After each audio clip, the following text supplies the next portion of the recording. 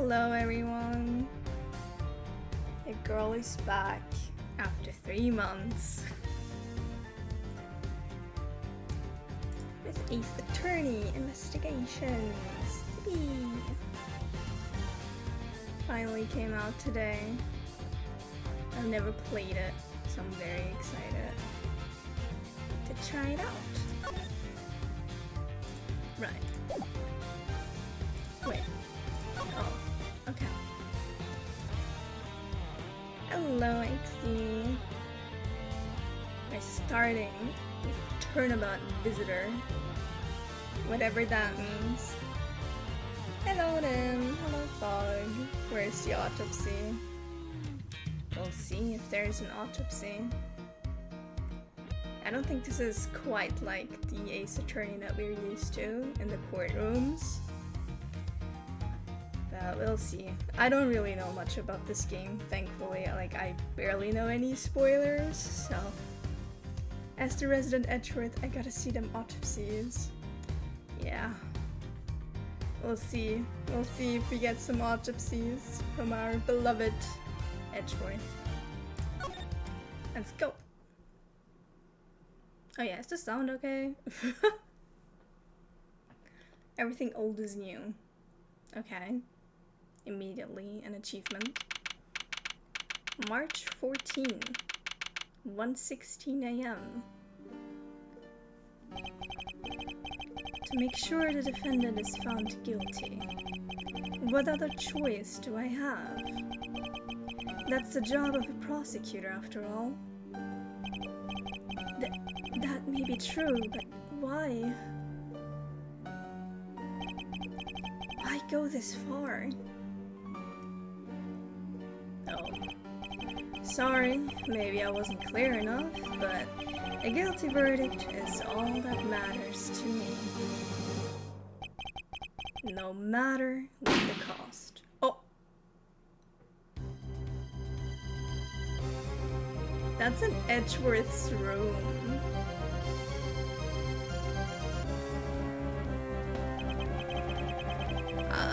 I'm a prodigy among prosecutors.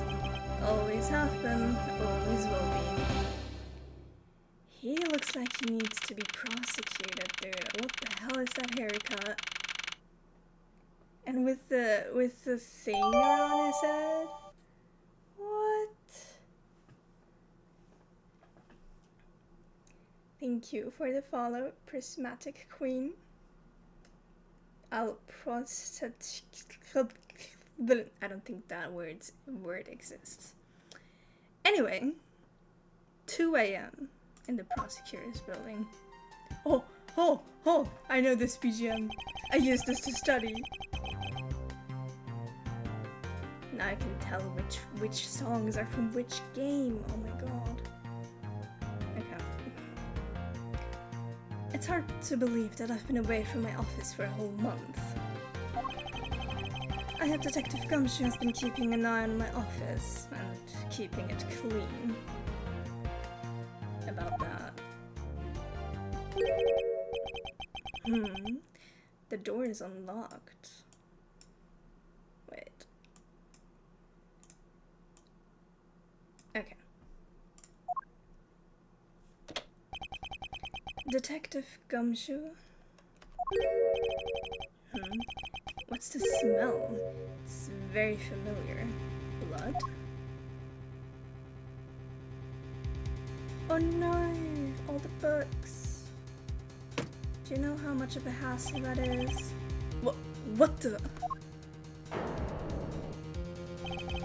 What's the meaning of this? But also, why are you going into your office at 2 AM? These workaholics are crazy, man.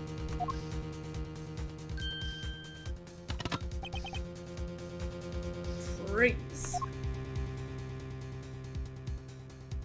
Oh.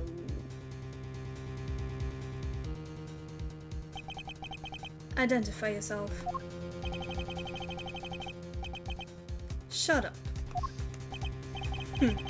You've got some nerve committing murder in a prosecutor's office.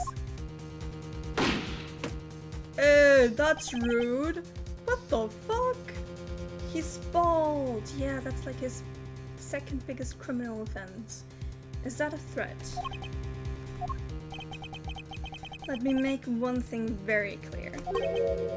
What? No one gets away with committing murder in my office. No one. I mean, isn't that the first one? But yeah, it's so true.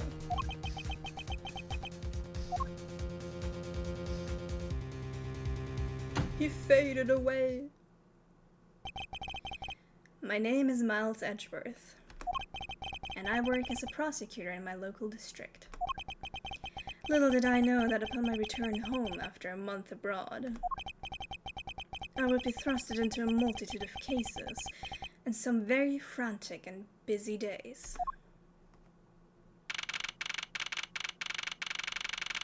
Guards! I mean mods! I only have one mod. How do I do this as a Jesus Christ?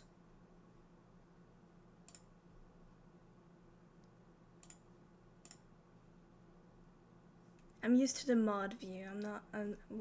How do you even... Anyway.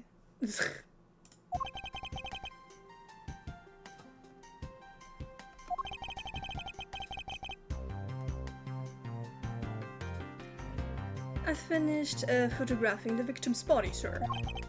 Very well. Please continue your investigation. The fuck is Samurai doing there?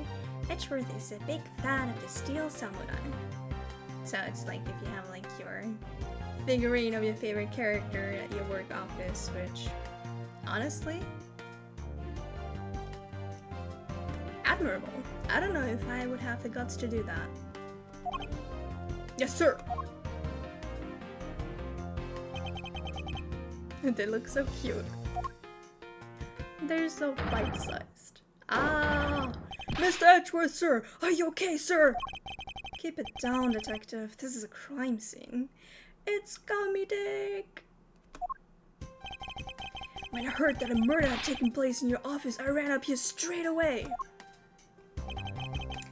This is Dick Gumshoe. He's a detective with the local precinct, and the one they assigned to handle this murder case for the time being. You're looking a little pale, sir. Are you hurt? No, I'm perfectly fine. However... Ah! Look what they did to your office! It's totally trashed! I'll say the culprit sullied my floor with dirt rather well. No one gets away with tracking mud into my office.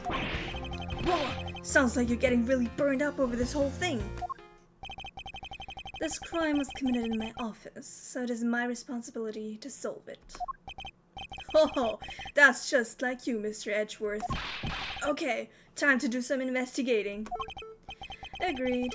Our first course of action is to gather relevant facts and leads. Yes, show me the tutorial, Edgeworth. We must not overlook anything, no matter how small, if we are to find the truth. So I'll keep any leads or information we find etched in the forefront of my mind. Speaking of things that pique my curiosity, why of all places did the murder occur in my office? Is it really coincidence that the murder took place in my office? I get a nagging feeling that this is something important to keep in mind. Yeah, I was wondering that myself, sir. I mean, you can't really say it's just a coincidence, can you? No, not really, especially because of this. The key to your office? For security reasons, this office door has a lock built into it. What do you mean, sir? If you think about it carefully and use logic, it should become clear to you. Logic? You never heard of logic? By finding a connection between two pieces of information and connecting them, new information is born. That is the end result of using logic. So how do you use it? First, I recall the information we've gathered with Q, and then I connect them together with R. Now, to use Q and recall the facts. Oh, logic. Okay.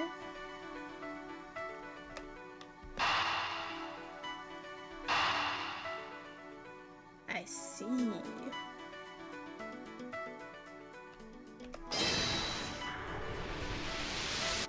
They fit together. For security reasons, all prosecutors' doors are outfitted with locks, which means it would have been hard for the murderer and the victim to get in here. I want to press Q to recall info, Sag. Same. It would be so easy. It would be so great. You'd never forget anything ever again.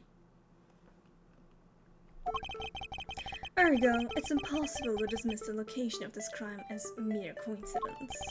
Yes, that's exactly what I was thinking, sir. There must be a reason why someone infiltrated my room. What was the killer after? Why did this happen in my office? What was the killer after? You're really on the ball today, Mr. Edgeworth. That's some beautiful logic, sir. Yes, well, when you follow leads to their conclusion, only the truth remains. However, if the information doesn't line up properly, I may stray far from the truth as well. But if I think carefully before piecing leads together, the logic should flow. Well, let's get started with our investigation, shall we? Yes, sir! Begin investigation. Yo.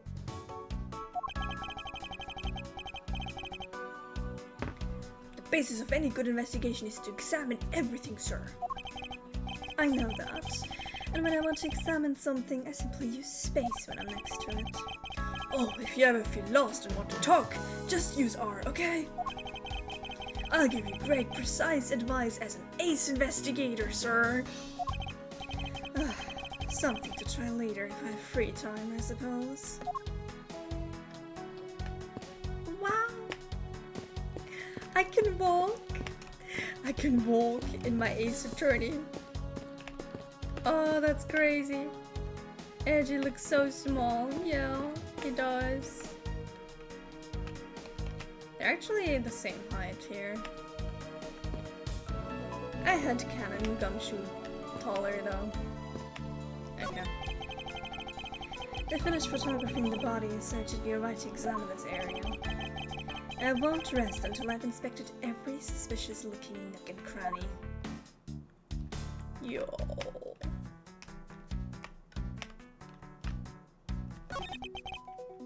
Let's see here. There's blood all over his lower abdominal area.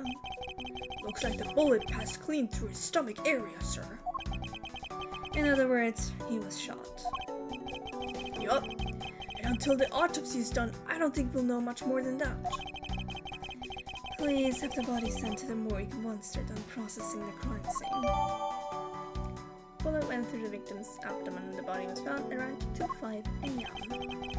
Are you going to be okay with keeping track of the evidence we find, sir? Of course. This is the safest way I know to keep track of it all. Alright, if you say so. I keep all the evidence I find either in or with my organizer. When I want to re-examine a piece, I have but to press E to open my organizer. Hello, Ty. Welcome in. But the organizer isn't only for evidence. I keep people's profiles on hand in it too. It's probably a good idea to make a habit of checking the facts often. Me when I'm on my period. Yeah.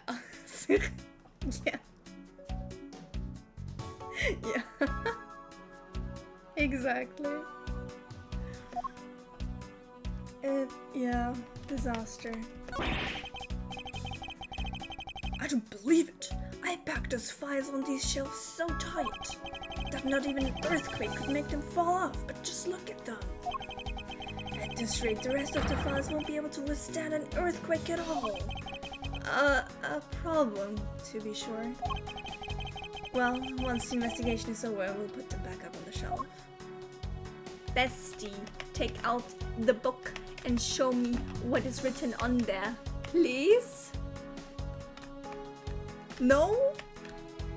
Fine, fine. What do we have here? Hey, I think I've seen one of these before. It's a police badge, detective. Oh hey, I have the exact same thing actually. What a... What? A coinky dink? Huh? What? Huh? Let's take a look inside. A quinky dink. I don't know. Mr. Buddy Faith.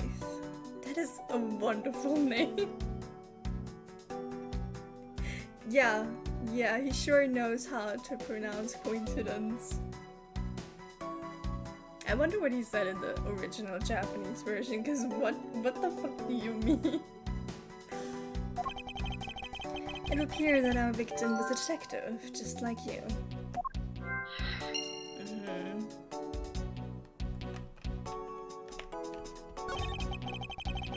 The files are all over the floor, sir. They probably fell during the struggle between the victim and his killer. Oh, and I tried so hard to keep this place spotless while you were away. I mean, this just rendered all the time and effort I put in pointless. I don't recall ever asking you to clean my room. Well, I watered the flowers every day just like you requested, sir. I just added cleaning to the list as a weekend special. For about half a day every Saturday, I'd come in and clean this place until it sparkled. Aw, he's such a himbo. He's such a simp for him. He's adorable. Does he have a life? Be grateful. Oh my god. So I guess I can't take out the book, yeah. I mean, I think it says gum. So, gumshoe, but like, it's like... Anyways. Logic. Can we do something?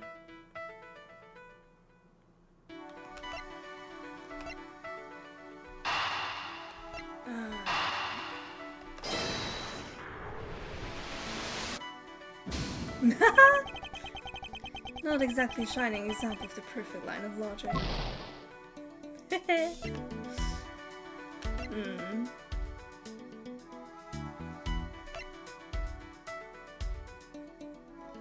I mean, is it because of a struggle, or was he looking for something?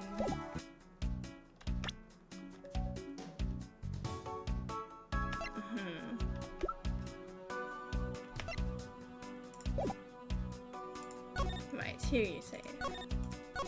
It's very much like the Great Ace Attorney. Should have done that before, but it's fine. I don't think there's anything else. How do I... Oh, okay. Right. I can walk in this game, I forgot. What have we here? Could this perhaps be the murder weapon? If so, it would mean that the killer made their escape after disposing of their gun here. I think I've seen one of these before. Care to enlighten me as to where? Oh, I know! That was the exact same model! I think. Detective.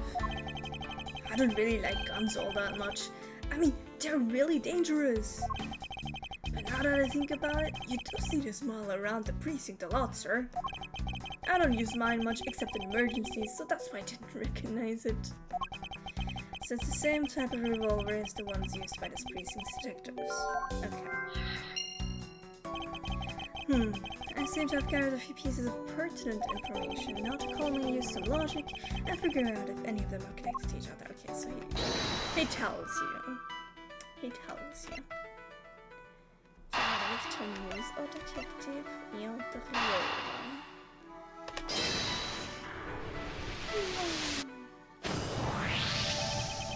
The revolver, the standard model used by detectives, could it have belonged to our recently departed? Detective Gumshoe, could you please thoroughly check the victim's body one more time? Yes, sir. On it now, sir. Excuse me, Paul. Let's see. What have we got here? Miss Ashworth, sir. This guy's wearing a gun holster. So it appears that our killer somehow managed to take the victim's gun from him. Let's see what else we can find out about this revolver. As I always say, you've got to look really carefully at each piece of evidence. Yeah, there's no such thing as a bad angle. It's cue and need to zoom in and out to get the nitty-gritty. Yes, right.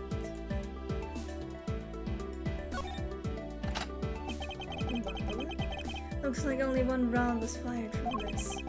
Oh, so the killer killed the Vic with just one shot after wresting the gun from him? Sounds like the guy knew how to handle a gun, huh, Mr. Edgeworth? We have no proof for now, but that is a distinct possibility. I guess that's about all we're going to find out. We should send the body to Dr. Jim! Oh,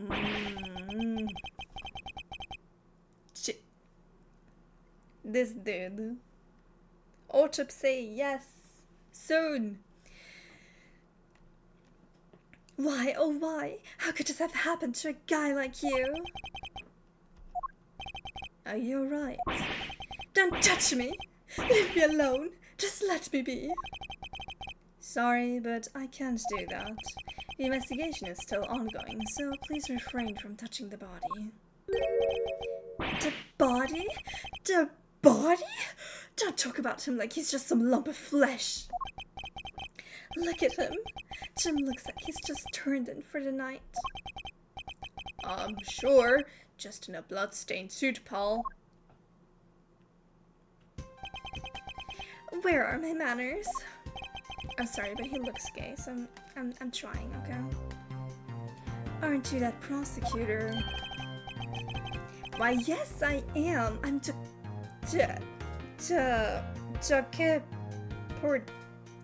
Portsman prosecutor. I don't know French. Jim here was my partner in crime busting. I'm Miles Edgeworth, and like you, I am also prosecutor. Detective Dick Gumshoe, sir. So you're Miles Edgeworth. I guess this is your office? Yes, that is correct. Then it was you! You're the one who killed Jim. Hey, don't go on jumping to conclusions, pal. Just calm down, okay? I will not. I know how things work around here. High prosecutor's office doors all have locks built into them, and only the owner of the office has the key to his or her own office door. That is correct. However, I was not the one who killed your partner. Yeah, Mr. Edgeworth has been overseas on a business trip this whole time, pal.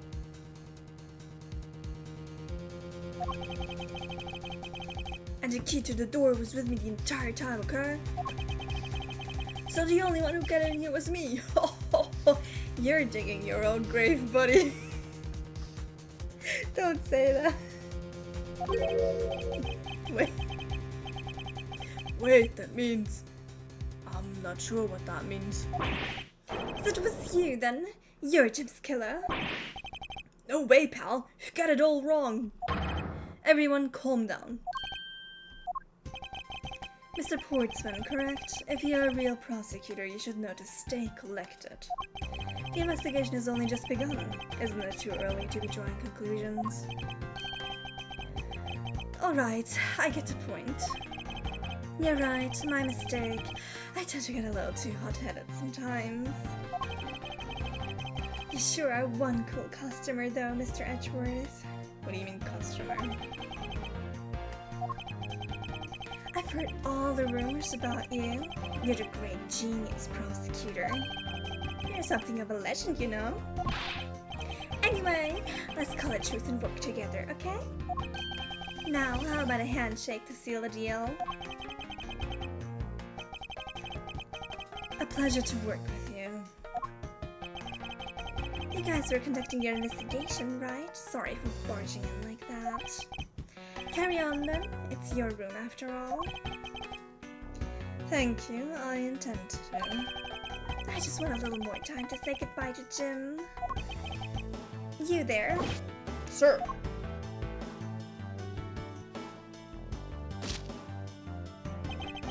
I want you to capture this scene on film for me.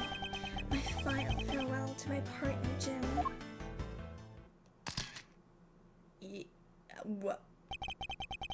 What is wrong with him? I should probably give them some space. I don't know, fellas. Would you want to take pictures of you and your dead buddy? Your dead buddy? That wasn't even intended, but like, kind of weird. Kind of weird. I mean, he is the killer, but you know, it's kind of weird. You'd think that that's a little strange. Ah, your jacket, sir! What's it doing on the floor? It must have fallen off the wall when the killer tried to threaten me by firing a round. Okay, he threatened you by firing a round, but only one bullet is missing from the gun, so... So the killer not only shot the victim, but they shot your jacket as well. They dared to shoot the ultra special jacket that you made your prosecutorial debut in? Very iconic trial. What if they had shot through it? It would have been a disaster. It's not worth getting worked up over, detective. Not when there's something more here. Huh? Like what? I take it you haven't noticed it yet, detective. There is a giant contradiction right here in front of us. Really? Yeah, what I just said. Oh my god, the line! I saw this line on Twitter. I'm like, why are you gay? You're so gay. Like, there's no use hiding it. Did I say contradiction? He must be rubbing off on me. I'm starting to sound like him. Yeah.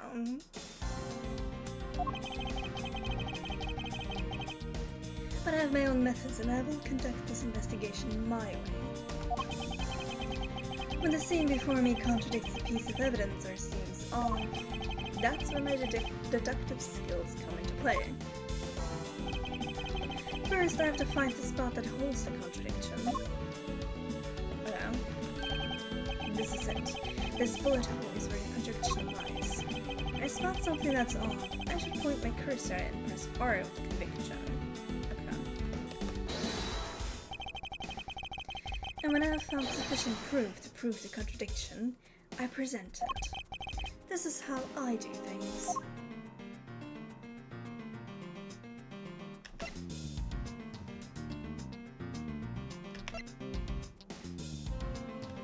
Eureka! Eureka! Eureka! Oh, that's great. This bullet hole is in the contradiction. What do you mean, sir? It's elementary. 2 shots were fired in this room. The first fell to the victim, and the second fell to his friend. Hey, that's right. However, this gun was only fired once. Yeah, that's true too. Which means that one of these 2 bullets was fired from a different gun. Did the killer have another gun prepared for tonight? By the way, I noticed something, sir. Yes. What's that thing sticking out from behind the frame? That. It's a secret safe. A secret safe? Oh, I smell money.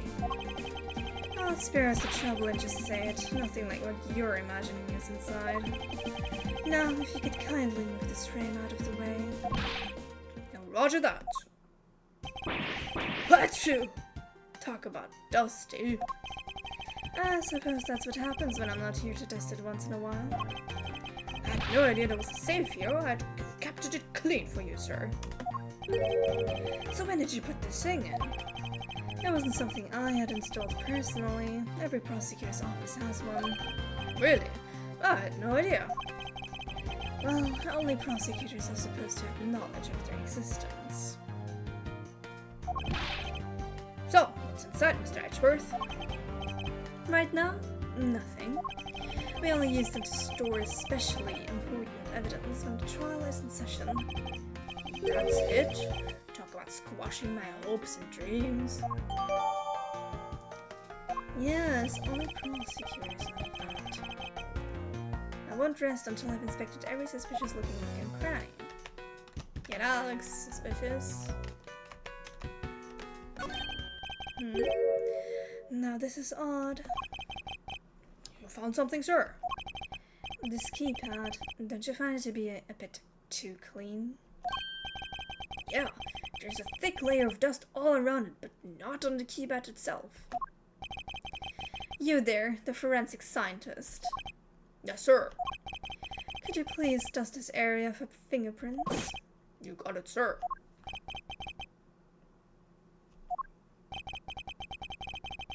I couldn't find, let alone lift, a single print. Looks like it was wiped down well.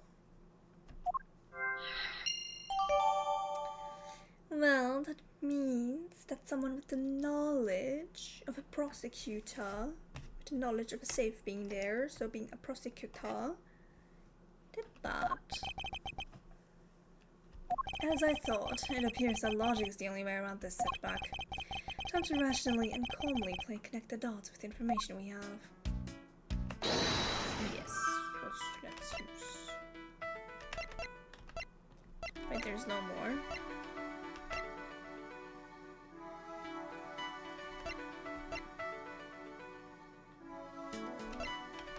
Oh, the killer's skull, maybe?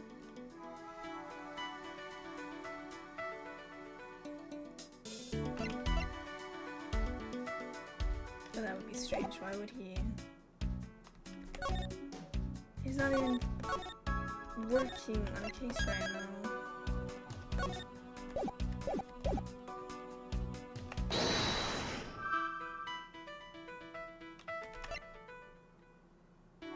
Because there's not the thingy that they're like only prosecutors know that. So it's like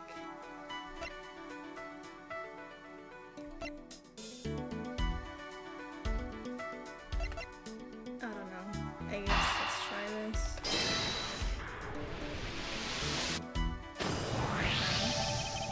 I believe I've figured out what the murder was after. Well, what is it, sir? The fact that the safe was wiped clean of fingerprints suggests that the criminal had at least attempted to open my safe, making the culprit's motive for breaking and entering theft, I believe. But why murder? I wonder if knowing that the motive behind this break-in was theft changes what the other pieces of information can tell me about this crime.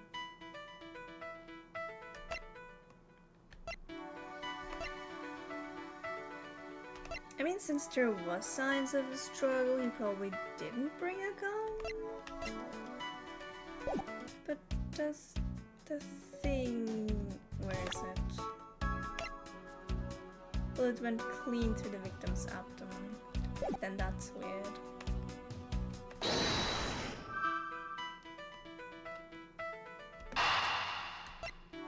But yeah, if he had a gun, there wouldn't be a struggle. No? But if he had a gun, there wouldn't be a struggle, so it's like weird, no? Oh, it's like the other ones. This is the thing, it's like always...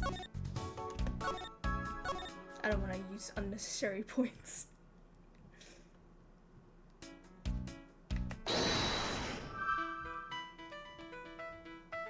Oh.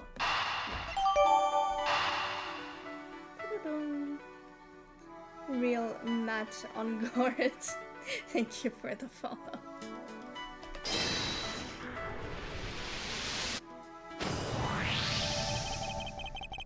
Theft. At least attempted. Indeed.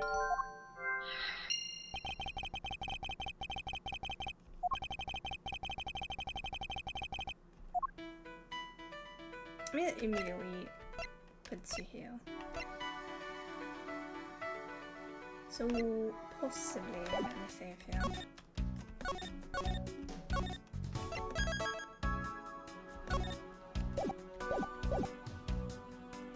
Possibly. What's it again? Not used to the controls yet.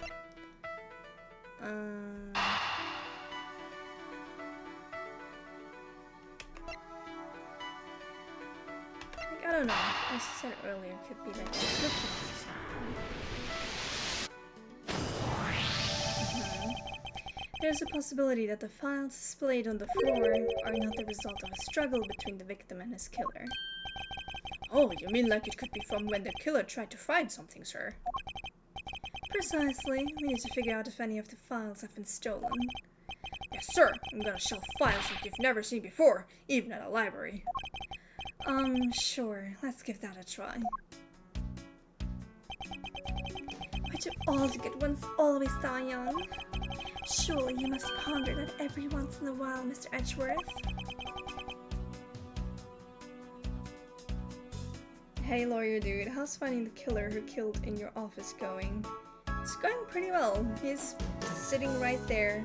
Just gotta catch him somehow. No matter how much we lament, the dead will not come back to life. All we can do is search for the truth. He's speaking from experience. And so what are we supposed to do? How do we go about finding the truth? First, we calmly restore the files to their rightful place. You got it. Here, let me help. Oh, he's so helpful, so kind. There's no other motives there at all, just pure kindness. So this file goes here, and that book goes there. You sure know a lot about where things go, despite it being Mr. Edgeworth's office. Because I'm the one who keeps it tight, pal, okay? Done. It would appear that the murder was definitely committed here. Why are the hands like that? What? Why are the hands like that? How do you... Bloodstains on the bookshelf are still fresh. I suspected the victim was killed in a standing position, as the prints on the shelf. Oh, with the back to the thing. Right. With the back. And then the guy fell onto the floor, right? The blood on the floor is kind of grossing me out. Detective, I don't have the time to deal with your weak stomach right now. But you know I'm no good with blood, sir. I'm certain there's something wrong with this picture.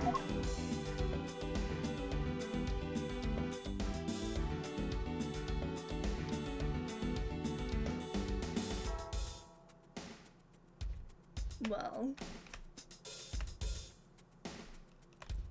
he dropped down and then fell to the side.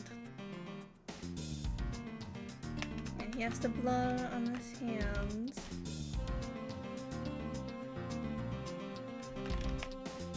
And those are just splatters.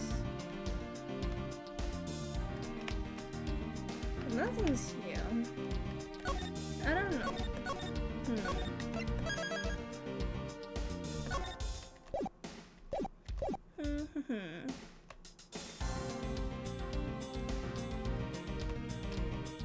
What goes with the back? Yeah.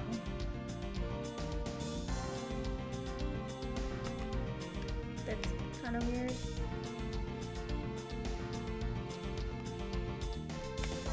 I'm very bad with imagining things, so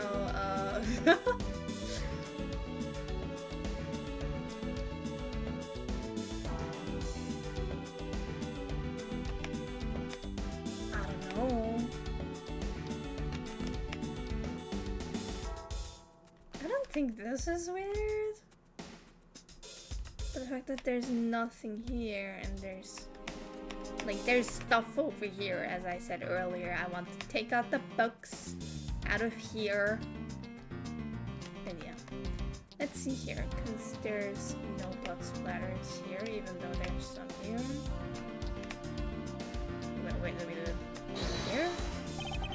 Is this spot somehow connected to any of the evidence I hold? Oh, right. It has to be connected with evidence.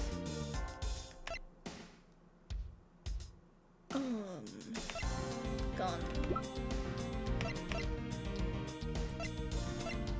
29.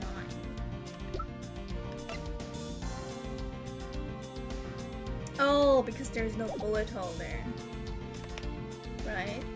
There should be, because it went through the body. So it should be here somewhere. Somewhere. But where did he die exactly, right? You don't know that. So where do you point? Well, any books, probably.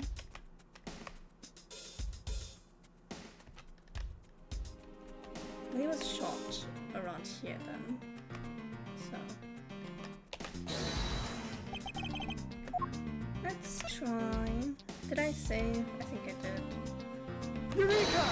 Eureka! This is clearly where the contradiction lies. I don't like the sound of that. I don't really see what's wrong with that spot. Oh wait, did I show the revolver? Huh! You don't understand? You see, therein lies the contradiction. Mr. Edgeworth, sir. It'd be nice if you just admit when you're wrong. That wasn't a mistake. That was me keeping you on your toes, detective. Of course, bestie, of course. I think I pressed the wrong thing. I did save, right? Yeah. Okay.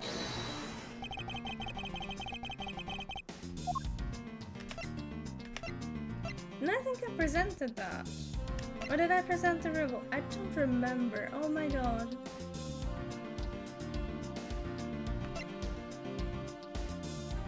But yeah, it went clean through the victim's abdomen, so the bullet has to be somewhere. And he would have been shot around here.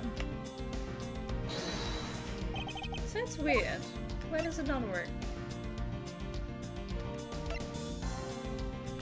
The bullet! Eureka! Aww.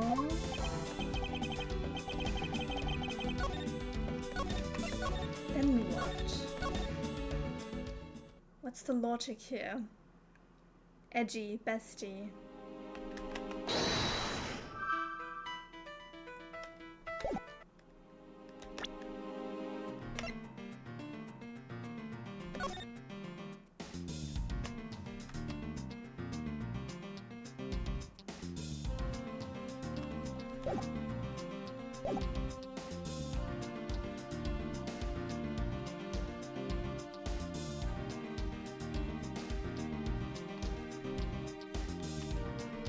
Oh, the bullet is here. I didn't see that.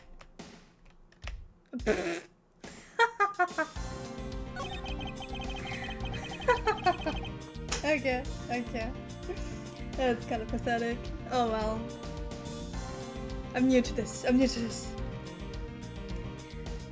is where the bullet lodged itself after it went through the victim, huh? And the bullet to be lodged so squarely in a fine spot. It indicates that the files were ransacked after this shooting had occurred. I guess the victim was moved because he was in the killer's way.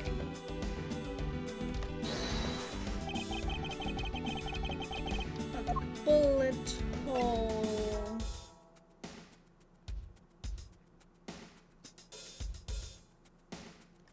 Eureka! Alright, you want contradictions. It's simply, the bullet hole itself is too low. If the victim was shot in the stomach, the hole should be much higher up. Yeah, that's what I thought. And my brain completely ignored the big black hole there. What if the guy was shot while he was sitting or lying down, sir? That would be illogical. The victim leaned against the shelf here after being shot, which suggests that he was standing when he was shot. That means... Wait, what does that mean, sir? It means you need to use your brain every once in a while instead of mind, detective. In any case, it means someone made a faulty assumption, and it was from this mistake that our current contradiction was born. What is the faulty assumption that caused this problem with the bullet hole's position? The order of the files, right?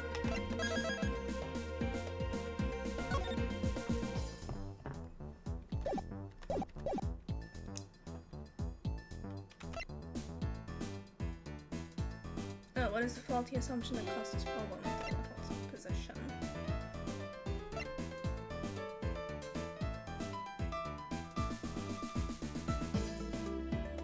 I mean, the position of the handprints as well, because they're there. Is that the position of the body?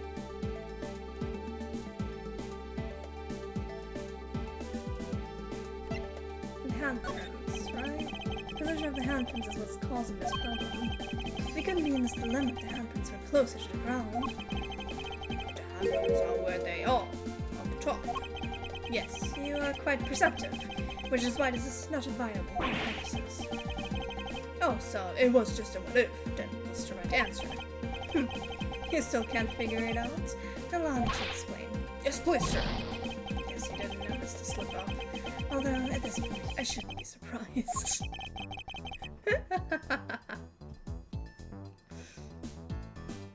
Lower the game volume a bit. Okay.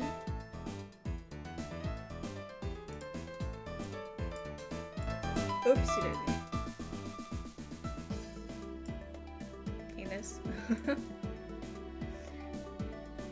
You say that very late.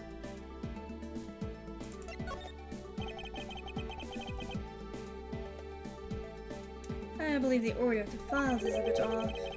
You mean I put them back in the wrong order just now? Hey, actually, I think the labels on the files are wrong, sir. Oh. Yeah, you see? Here are the files that were shot begin with the number O. What are those doing all the way down there after 1, 2, and 3? That's really weird.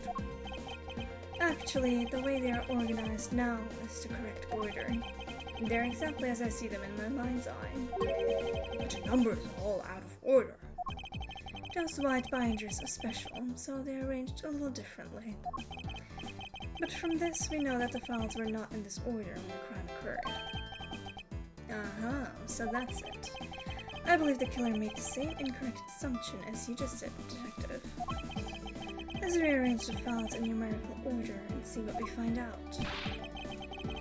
Do you think it'd be okay to prop the body back up to how it was before it was moved? They finished processing the crime scene, so I don't see why it wouldn't be.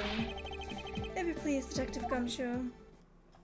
Leave all the muscle work to Gumshoe.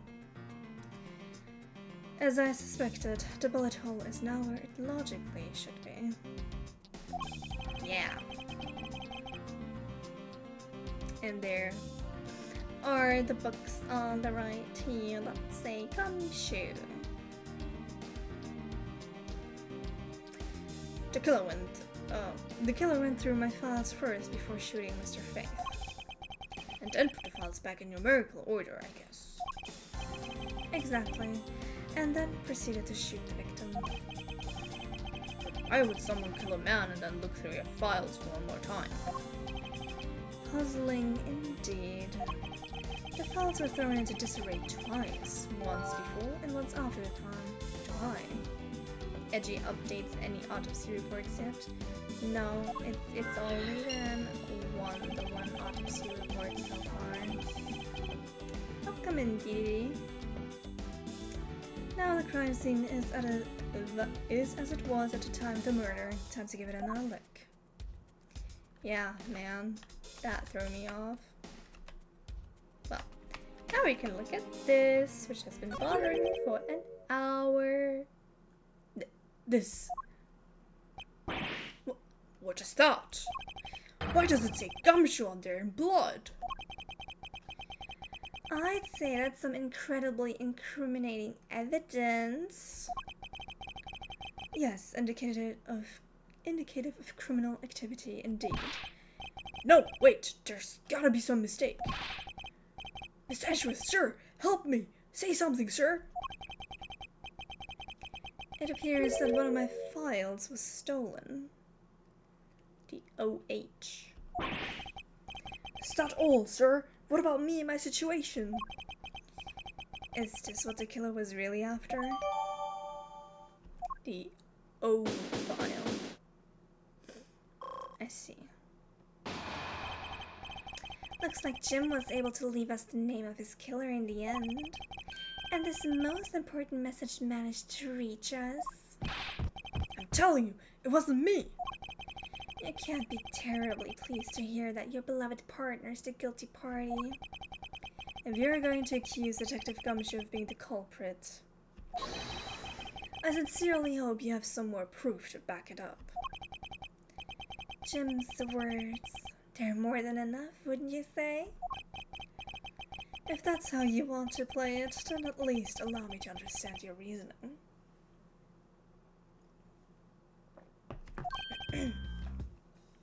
You got it. I don't like this one bit. There is something strange about this man's attitude. And there must be some sort of flaw to his logic waiting for me to dig out. Miss Edgeworth, what are you going to do? What I always do in court, I'm going to cross-examine him. One way or another, I'll expose the flaw in his logic with this technique. Oh, how do you do that? Can you explain it to me, sir? Might as well. Alright, first, I listen to the witness's testimony. If I find a flaw in the testimony, something that contradicts the evidence, I open my organizer with E and present a piece of contradictory evidence.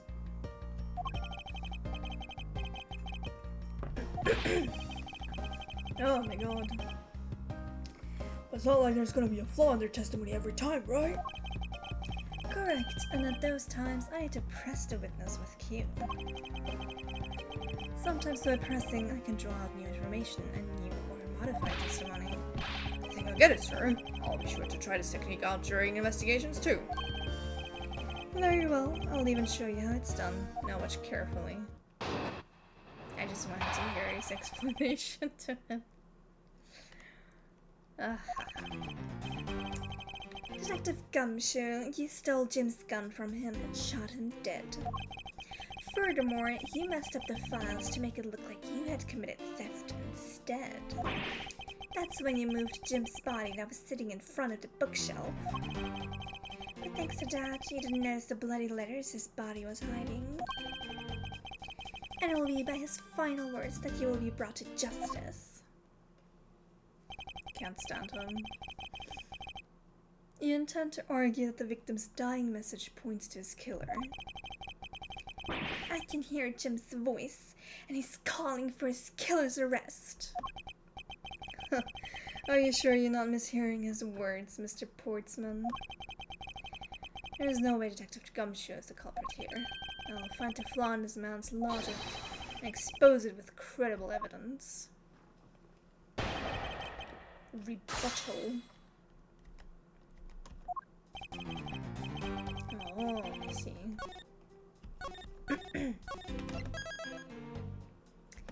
Oh, I see. He stole the gun from him and shot him dead. Why would he do that? Hold it!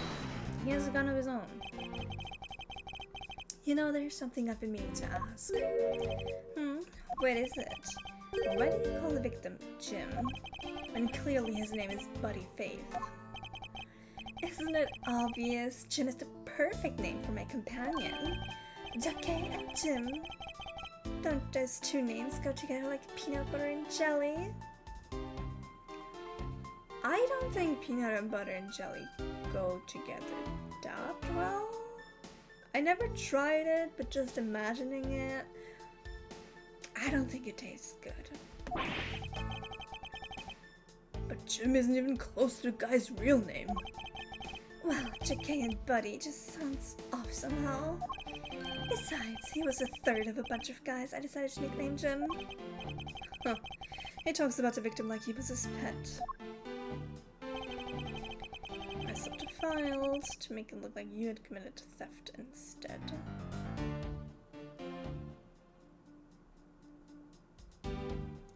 Hold it!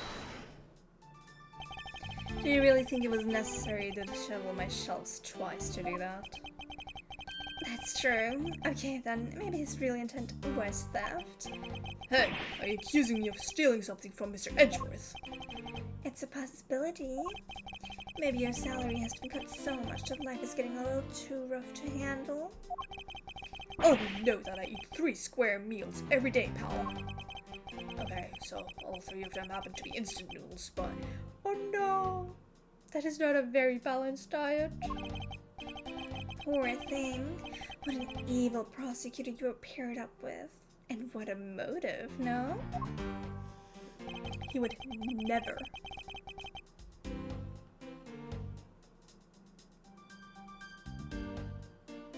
Hold it! Does not press everything. And why would Detective Gumshoe do such a thing? Because the body was getting in his way. He had to mess up your bookshelf somehow, right? Anyway. Thanks for that, you didn't notice the bloody letters. Hold it! Why do you think that the killer didn't notice the bloody letters?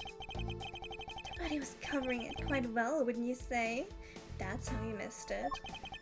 But judging by what I've seen, it doesn't take much for a detective to miss something. Who do you think you are? You know nothing about me, pal. There's a lot a person can understand about another from first impressions alone. Can't say I disagree with him on that point. Well, why don't you say something, sir? Not you too, Mr. Edgeworth. Despite his lack of attention to detail, I don't believe the detective to be the culprit. Nobody could have overlooked the bloody letters, and I can prove it with evidence. I couldn't ask for a better setup for the game finishing spike.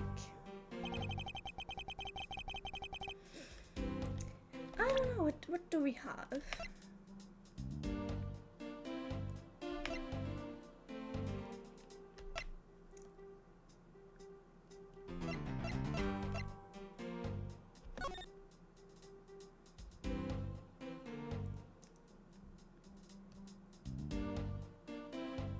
I mean, also, why is it like upside down?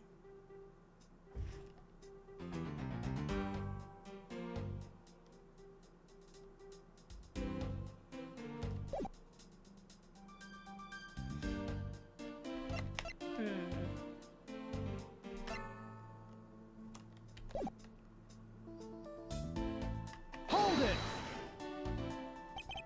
Are you saying that those letters were intended for you? Yeah. Jim was an outstanding detective. I would expect no less from my former partner. It looks like Mr. Portsman still doesn't understand. He has yet to figure out the true meaning behind the bloody letters. What are you sputtering over there? Can you just admit my logic is perfectly sound? Actually, there's a gigantic flaw in his logic. A gap so wide that even the good detective could spot it. Now to clue Mr. Portsman in by presenting him with some evidence. Is it? Does it say something? No! I did not want to do that. I just wanted to look at it. I think it holds up rather well, actually. What do you think is wrong with it? Oh, Nothing. Let's move on. just like you at all, sir. Concentrate. That was careless of me. I can't afford to do that, or the truth will slowly slip away. Remain calm, Miles. It's the only way. I hate that you can't look at the things that you have while you're doing that. You can do that in every other game.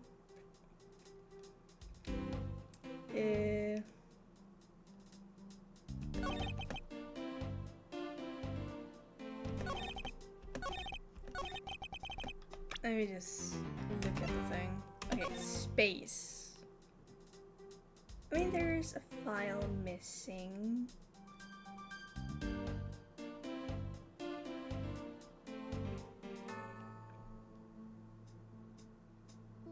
I mean, that doesn't really say anything upside down, so...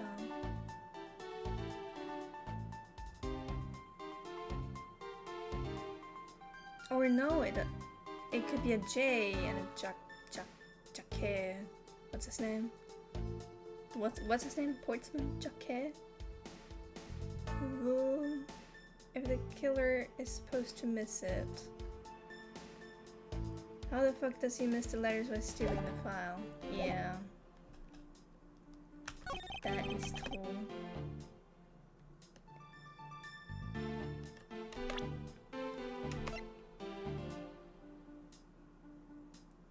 But are they gonna say it like that? Is the other question. You never know. It's like, you have to be very finicky about things. It's that you didn't notice the bloody letters his body was hiding. Did you say it here, or... Okay, it would be here. Let's see, let's present this. Objection! Objection! The stealing happened after the blood letters. Yeah, that's true. Perhaps you're not aware, Mr. Portsman, but there's a serious flaw in your logic. Bring a bit of the courtroom into this, I see. No problem, I'm game. I can't help but find it odd. Excuse me? Odd that a fellow prosecutor would be brought down by the power of his own office. What are you talking about? Oh, you're joking. I get it. If you have the time to laugh, then you have the time to take another closer look at this. Do you still not see? If not, may I direct your attention to the missing file? What? That's impossible. What's impossible, Mr. Portsman? Nothing. The files on that shelf are all about a certain case. When the killer went to take the file after murdering your partner, I highly doubt that they could have missed his the bloody letters written on the spines. Objection! He has a deeper voice, but I don't care. It's possible that they could have taken the file before committing the murder. I think it's pretty obvious that the file was stolen after it was written on. The missing letters in the detective's name where the file should be as proof. Yeah, I mean, the S is gone, there's only half an H. If Detective Gumshoe really was the culprit of this case, I highly doubt that even he could overlook his own name written in blood on the files. Especially the detective who can't stand the sight of blood. Oh! Look at him. Which means, so what exactly? What does that make this dying message? It makes it the work of a criminal intent on tampering with the crime scene. Looking directly at you. That's so low! I can't believe the criminal would try to pin this whole thing on me, sir. I'm gonna get him, sir. You'll see. I'm gonna have them under arrest in no time. Well, Mr. Portsman. Brilliant. Absolutely splendid. Logic deserving of Olympic gold. I appreciate the praise, but it doesn't change the fact that your reasoning is flawed. You win some, and you lose some. That's how life goes. Glad everyone's so cheery, even though I feel more dead than alive. But you know, it really is a shame. I really didn't want to have to bring this up, however... What is it this time? Are you still after me, pal? Humor me for a second. Who has the key to this office? That would be me. But Mr. F. George just proved that I'm innocent, pal. What the fuck is that animation? Why are you putting it on, putting it back on again? It kind of looks better like this, though. That's absolutely right, and I acknowledge your innocence. And why do I sense that you still have something to say? It looks so stupid. What is he doing? Oh. Well, I was thinking, did you know there's one other person with a key to this office? One other person? Hey, you there. Yes, sir. What is it, sir? Would you kindly fetch and escort that lovely young lady here for me? A lady? The girl is a member of this building's security. Think of her as a material witness. So, security? Did you say security? No, stop it, pal. Don't! What's wrong with him all of a sudden? No! Is it Maggie? It looked like Maggie. I believe she needs no introduction. I've called upon Miss Maggie Beard, bed. a member of security. There she is. No. Oh no, this is awful. No, that's his crush. Ah. Detective Gumshoe, sir. Maggie? Mrs. Wright is a security guard on watch tonight. I see. And your point is? My point is that she could very well have used it. And by it, I mean the master key, which can open all the office doors in this building. What? If you are not the guilty party, Detective Gumshoe, then the only other person with access to this room is Mrs. Wright. How dare you! I would never sneak into someone's room. That's right. I refuse to believe that Maggie's a culprit, pal. It was me. That's right. I did it. Can we take that as a confession, Detective? Well, it wasn't really me. But it definitely wasn't Maggie, pal. So yeah, it was me. If it was, you'd have no problems with that, right? Please refrain from flying off the handle, Detective. There's no need for such theatrics. Listen to your boss, Detective. Oh. That girl's the only one who could have committed a crime, and for one simple reason. It's pretty obvious that Mrs. Barrett snuck into your room using the master key. I mean, if Detective Gumshoe isn't the one who opened the door, then that leaves only Mrs. Barrett as our prime suspect.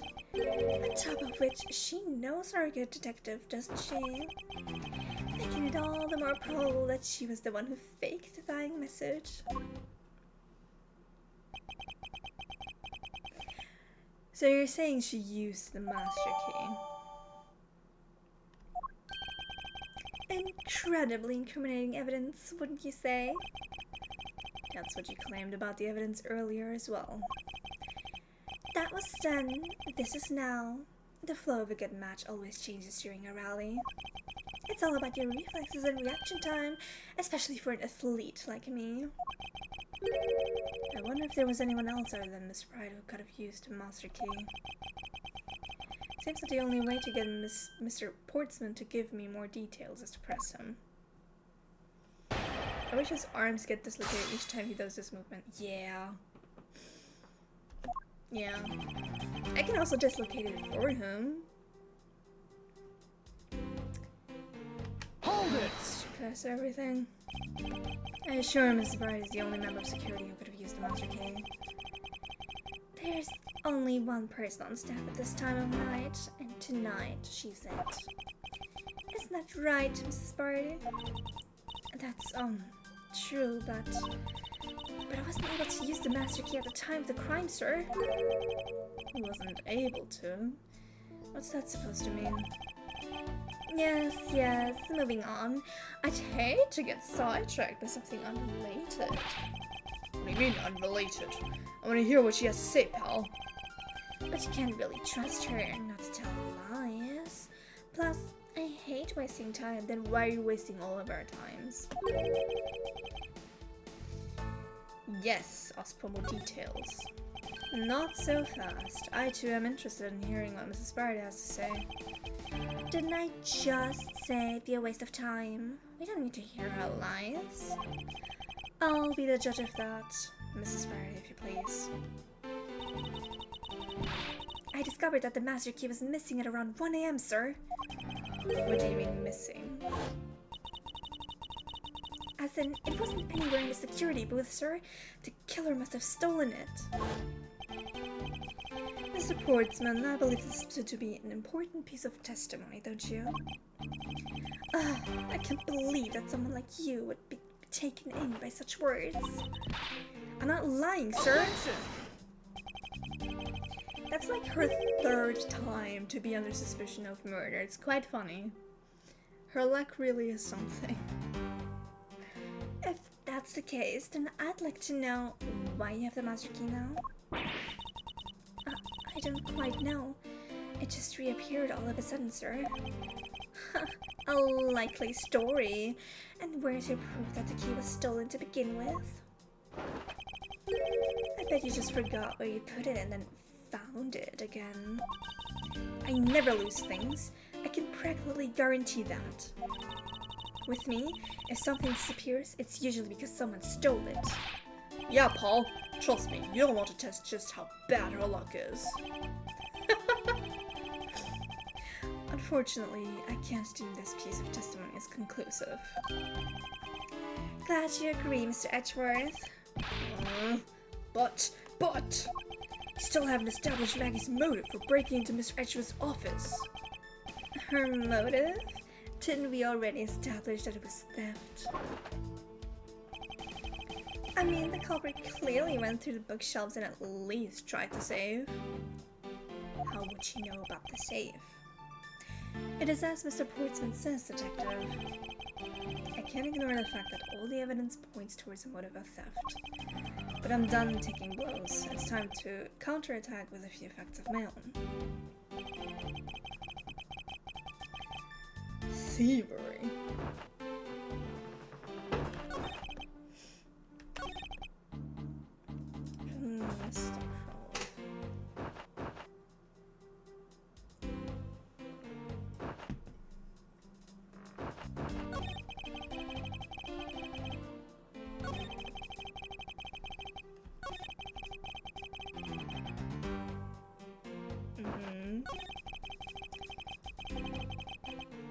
She wouldn't do that though, they get along.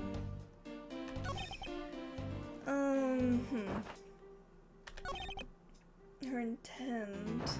The messed up shelves to the web don't save, I'd say thievery. He said counterattacked, but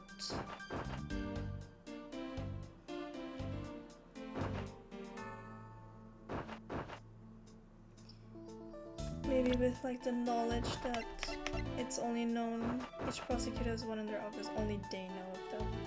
Yeah, I'd say this. Well, let me say first. Hi Yumi. Hi Hiro. How are you doing?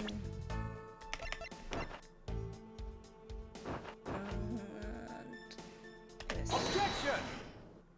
Objection! I love when he does that, the little finger thing. Do you wish to continue insisting that Mrs. Bardia was set on stealing something?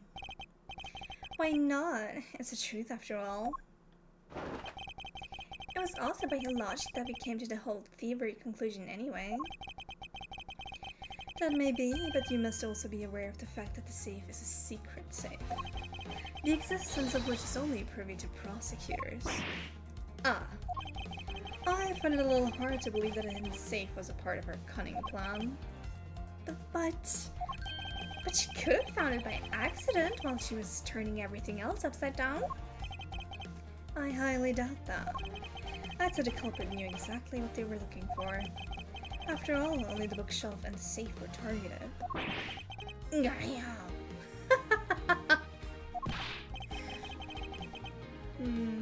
Yeah, even I didn't know about that safe, pal. And that means there's no way Maggie could have known about it either. Then are you proposing that the killer is a prosecutor? Yeah, that's what we're proposing. Interesting conclusion. That's definitely looking more and more probable. What's wrong, prosecutor? Do you have a different suspect in mind now? Curses, why? What made you? What's with the angry face all of a sudden? It's all my fault. What do you mean? It's Jim. He knew about the existence of the secret safes. What did you just say? You're partners, like inseparable conjoined twins. That's why I told him. I filled him in on the secret saves. Then that means... Yeah, I know. I had only just told him too. Obviously, it was wrong of me to tell him. I still can't quite believe it, but the thief who broke into your room was probably Jim. And now he's claiming that the victim was a thief. And you were simply trying to stop him, weren't you? Miss Maggie Bridie? Excuse me? I mean, you are a security guard, right? That's your job. But killing is going a bit too far, even in your risky profession. What the? You're still accusing Maggie of the murder? Yes and no. I mean, she had stumbled upon Jim, who had probably drawn his gun. I get it. It was self-defense, wasn't it? No! I couldn't. I could never do something like that. Not even as a security guard, sir. Plus, even if he was a thief, he wouldn't have a key to his office. Which is precisely why I had to steal it, wouldn't you say? It was Jim who stole the master key. Yeah. Pretty impossible for a supposedly stolen key to be here with us. Unless you retrieved it from Jim after you killed him. Mr. Portsman, are you honestly accusing your own partner of being a thief? I didn't want to admit it, but it's the only way for everything else to make sense. Has he no honor? Now then, I think we're done here. The investigation waits for no man. Would you people be so kind as to see yourselves out? You can't kick us out. This is Mr. Etch's office. Yeah, this dude just wants to flee. So bad, like, he knows he's in a tough spot and it's gonna get worse if he stays. Or if they stay. But I'm the one who's been assigned to this case. Why would you be assigned to the case? You have a personal relationship with the victim. This logic makes no fucking sense, no. You're all suspects to varying degrees and therefore ineligible to run this show. The file is still stolen if Buddy is dead. Come the fuck on. Yeah, the file is still gone.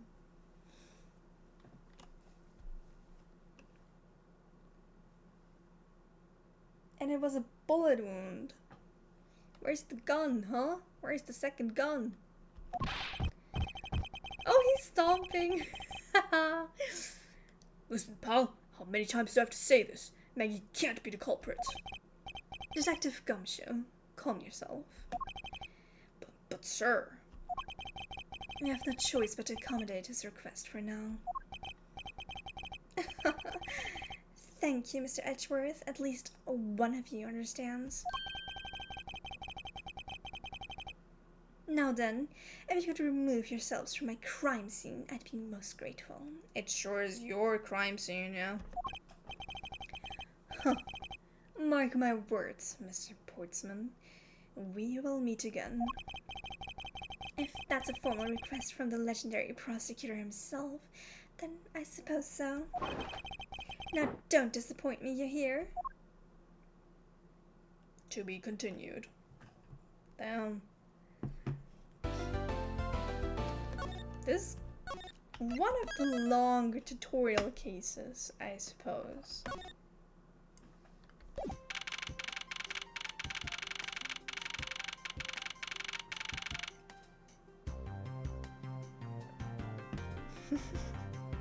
It's kind of tilted you. Yeah, then we're not talking about the theft of the file at all. But they do things like in a row with that, you know, but you can't argue back with like, oh, but the file. It's still shorter than TGA. Yeah, the TGA tutorial case is so long. Oh my god, just thinking about it makes my head hurt. Oh my god, and I played that twice. My lord. What did I 3 times? Is it 2 or 3 times? That was awful. Anyway. Yes. What is with that prosecutor? I can't believe how rude he was. It was unbelievable. Please maintain your professionalism, detective. I'm gonna find some real solid evidence proving Maggie's innocence. You'll see, sir. We've been kicked out of the crime scene, sir. True. So then what now? Looks like my life's fallen into yet another gigantic ditch. Do not despair, Mrs. Barton. We can overcome this as well. There are many other places and things we should be looking into anyway. Why is there that bad? Why is there basketball? Huh, really, sir? For example, this hallway. The linchpin of his— oh, there's the file! It's like under the sofa thingy. Why the fuck is it there? The linchpin of his argument against Mrs. Faraday is related to the master key. In that case, this hallway is the perfect place to look for my information regarding the mystery surrounding my door. Yes, let's look at this. I won't rest until I've inspected every suspicious look. Bestie. Okay. It's— oh, isn't that the missing O series file, sir? No doubt about it. The bloody letters marked clear as day. There seem to be a few pages missing. Our thief took only what was necessary and left the rest behind. So what are these O files about, sir? I guess they've got something worth stealing in them, huh? Not particularly. It's just a collection of court case files. However, the cases within these files are not mine. Oh. They belong to the High Prosecutor that used to occupy my current office. I have my reasons, but let's just say I was charged with keeping them as they were. That means the thief also wanted to file for a specific reason, right? It would seem so. Only the pages related to that case from 10 years ago are missing. Wonder why anyone would care about such an old case. Huh. A well-crafted, high-quality sofa for visitors. The stitching is excellent. Talk about a luxury waiting area. This baby's also great for napping, you know. You would sleep even out here, detective, in a hallway. Whenever I do, I always wind up dreaming about giving testimony up on the stand. But it always ends the same way. You're getting trounced by a lawyer. Isn't that awful? Maybe I should give it a try sometime. To envision myself winning, naturally. Okay. Oh. No! No, it's this dude. It's this dude. I don't want to talk to this dude. Oh my god, spare me. Spare me. Can we just have one tutorial case without this dude? I swear to god. Okay. What is a basketball doing here? That's Mr. Portsman's prized possession, sir. I heard he also plays soccer, dodgeball, and even tennis. And not a single one of those sports is suitable to be played in a hallway. Yeah. Oh, do I have to... Can you run? Yeah, you can. Okay. That looks funny. Okay. Looks like you're in quite the pinch, Mr. Edgeworth. To be sure, a murder within the walls of the prosecutor's office is no trifling matter. We must find, apprehend, and punish the killer accordingly, post-haste. Sounds like a messy case you've got on your hands. If you ever feel lost or need some advice, my door is always open. How gracious. I will keep your offer in mind. Who is this guy again? Yeah, I can't remember his name either. Is everything alright? Yes, sir. You must know I weighed myself this morning and I'm finally at 154 pounds. Congratulations, but I was asking about this hallway in this room. Oh, everything's okay, sir. A word of advice. Stay focused or you may start to lose even more weight. Okay. I was wondering if I may speak with you for a bit concerning this case. I've always been a big fan of the courtroom, but this is like a dream. A dream where I'm being cross-examined by D. Miles Edgeworth. I can't let this chance pass me by. I must remember to ask her about the master key. I should jog her memory by showing my notes to her with R. I see.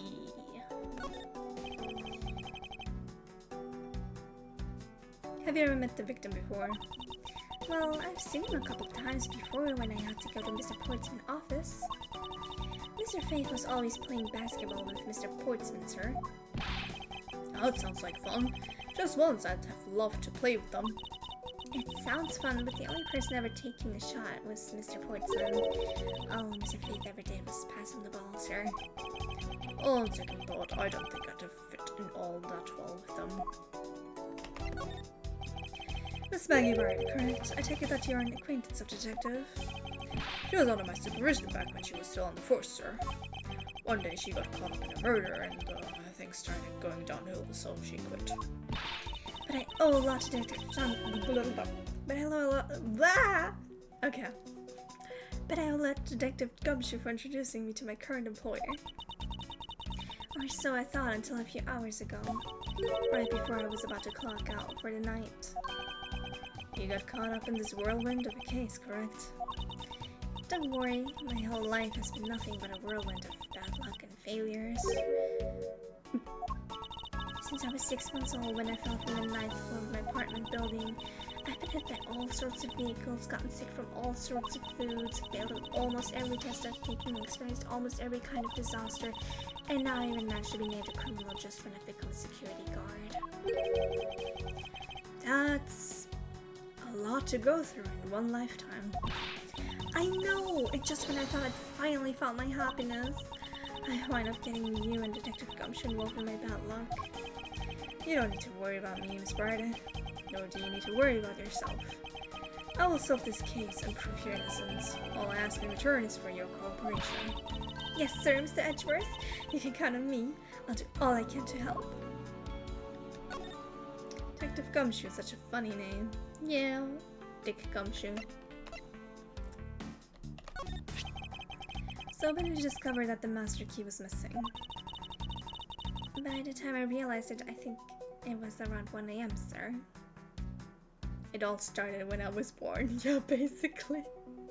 Her life story is just, it all started when I was born. And I noticed it was back at around 2:30 AM. It was just sitting there on a ledge where the security room's reception window is. Are there no security cameras or something? But I'm sure that between those two times it was not just gone but stolen, sir. So 1 AM to 2:30. Why is such an important key stored in such an insecure place? It's not like that, sir. We always keep the key further inside the room away from the window. Always, you say? Except for this time, correct? Well, I admit that was a bit careless, but I had my reasons. I left it up because I was sort of using it at the time. It was after I had used it that I left it sitting out on the ledge. She used a master key? Yeah, you used a master key? Can you talk about that? What did you mean by you used a master key?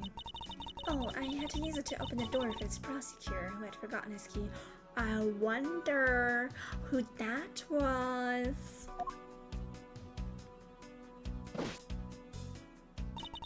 mean, it's my job as a security guard, right? Ah. What is it? That's right, I just remembered. The prosecutor forgot his key. It was Mrs. Portsman, sir. What? Please tell me more, Miss Barton, quickly. There we go. It was around 12 a.m.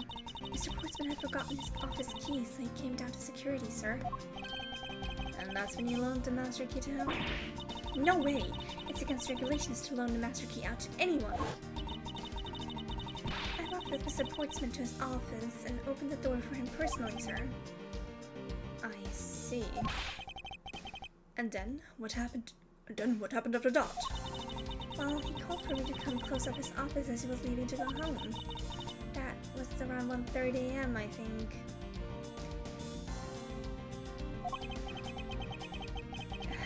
Oh my god. Baby girl. Oh dear. So in summary, for the sake of one forgetful prosecutor, you used the master key twice tonight. Talk about suspicious. I doubt you can say that you've never left your keys at home, detective. I think this calls for a thorough examination of Mr. Portsman's door.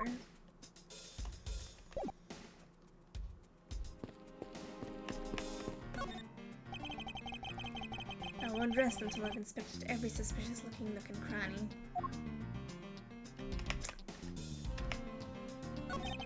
The door is locked tight. Oh, I bet the old credit card trick wouldn't work here, huh, Mr. Edgeworth? Just the office of a high prosecutor detective. These doors would be pretty ineffective if the average cat burglar could get through them. Oh, so I guess only a great cat burglar could get in. That must be who our culprit is. Might I advise you to return that conclusion to whatever pawn shop you bought it from? Damn, girl. Room 1203. I take it that this is Mr. Portsman's office? Yeah, you can't mistake it because of that basketball hoop, sir. Oh, that reminds me. Mr. Portsman had actually wanted room 1202 really badly. But since you were already occupying it, Mr. Edgeworth, we put it next door, sir. So he wanted the files of the prosecutor that occupied his room before that. So why was Mr. Portsman so particular about getting room 1202? I'm not sure, but I bet it's because of something like his birthday is December 2nd? Oh, that's gotta be it. I can't think of another reason why. I can think of at least 3. Why am I even wasting time thinking about this?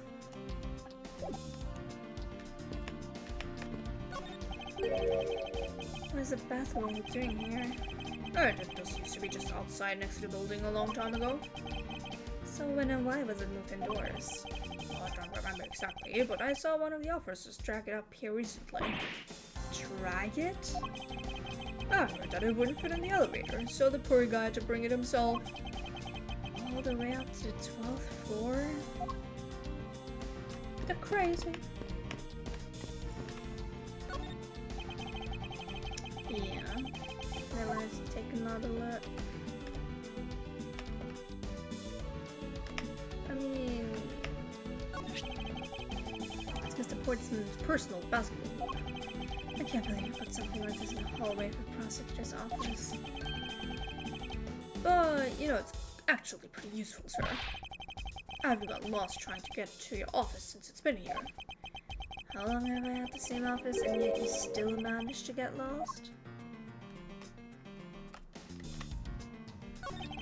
A minimalist, yet classy door made of top quality wood. It's kind of majestic too. Fits in really well with the ambience of the prosecutor's offices. Even Mr. Portsman seems dignified just because he works behind one of those. Nonsense. A man doesn't become more or less dignified because of where he works. Well, he still seems more dignified than Mr. Payne. Mr. Payne? I suppose custodial work can also be dignified. Well, that was everything on the door. Some logic things we can do.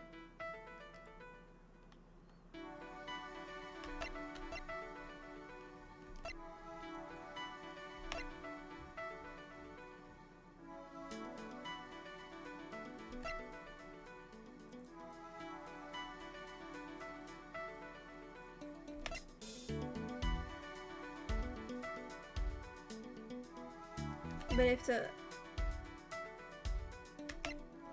How do you open a door with a stop? What?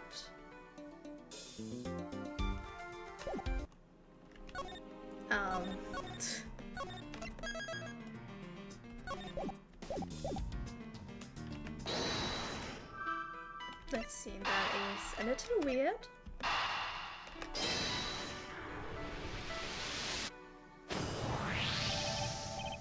Miss Barda, I'm afraid there's a flaw in your story. What? No way, pal. I mean, sir?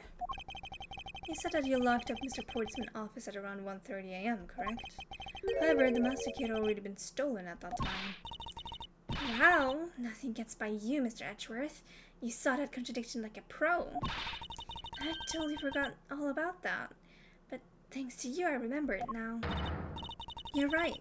It was around that very time that I realized the master key was missing. And? Well, I'm a security guard, sir. I couldn't just admit to losing the master key, could I? So I pretended to lock up his room, sir. You pretended? Yeah, I used my house key and made it look like I was locking up, sir. So in actuality, you never did relock the door then? Well, I thought that maybe I could go lock it after I found the key. Come to think of it, I guess the door still hasn't been locked properly. So now we can just waltz in, because now we know that it's unlocked. It's not like we could have tried to just go in. Okay. Okay. Alright.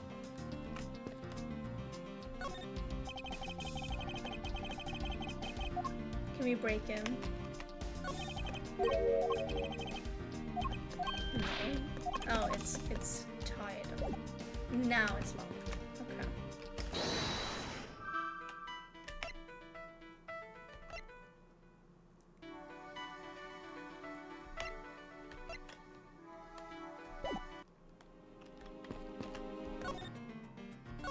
Oopsie daisy.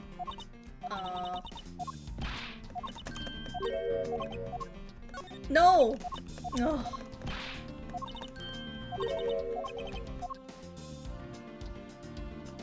I present you with something. I'm just a lowly security guard, so I'm not sure what I should do with that other than to guard it. It's like talking to another gumshoe.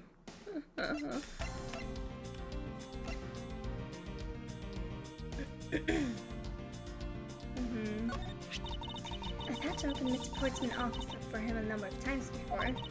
I've also had the chance to see the inside of his office on a number of occasions too. He's got shelves upon shelves of sports memorabilia, trophies, and awards in it.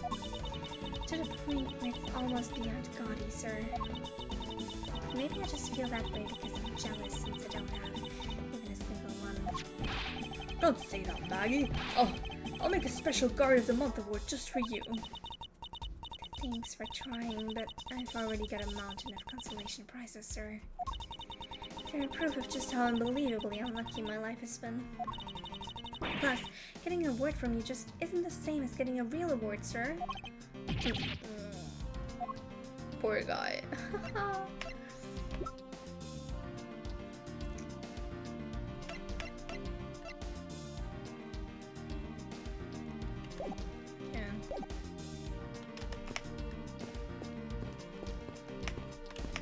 I guess. Right within the walls of the Who's this going on? But it's locked again. To just go inside.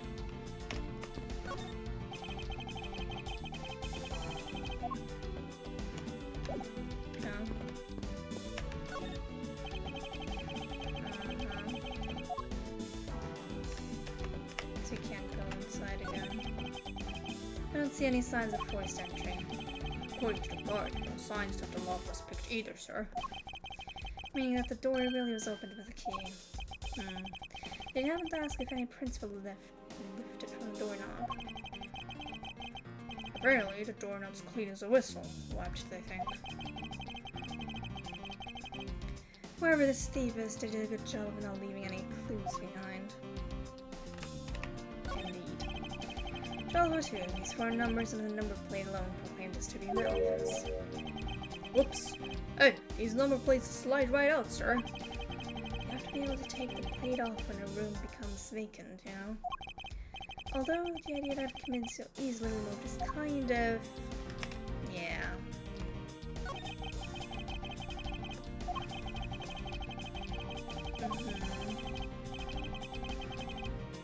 And it's almost majestic, sir. I wish it could be as stately as this door. Only Gumshoe would praise a door as something greater than himself. Being a detective has its own rewards and a certain virtuous value, I think. If you live up to your full potential, it's a poignant trait that anyone can admire. I see. So you're saying, sir, that me being me is the best thing I can do for everyone? Absolutely. Right. That long pause wasn't exactly reassuring, sir. Aww. He's great the way he is.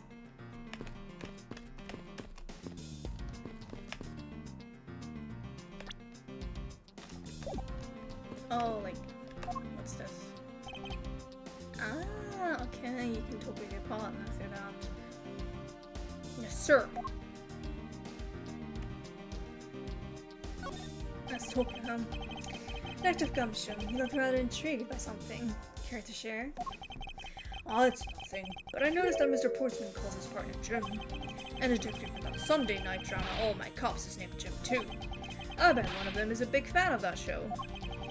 You seem to know a little something about it yourself. I take it you watch it too. Of course, the tight bond of friendship between prosecutor and detective is great, sir. Wink, wink. There is nothing compared to the super strong friendship we have. Friendship, detective? I think you're mistaking it with pity. How can you say that, sir? After all we've been through, too. Oh no! Why would he say that? There's STEAM achievement, friendship, or pity. Which one is it?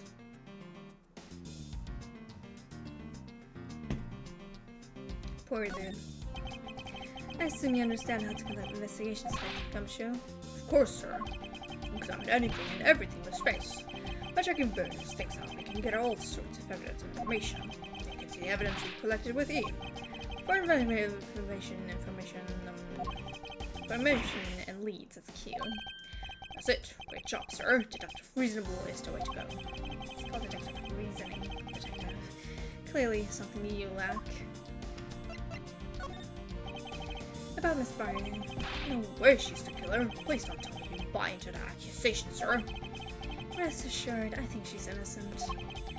However, I need to ask her a few things regarding her security guard position.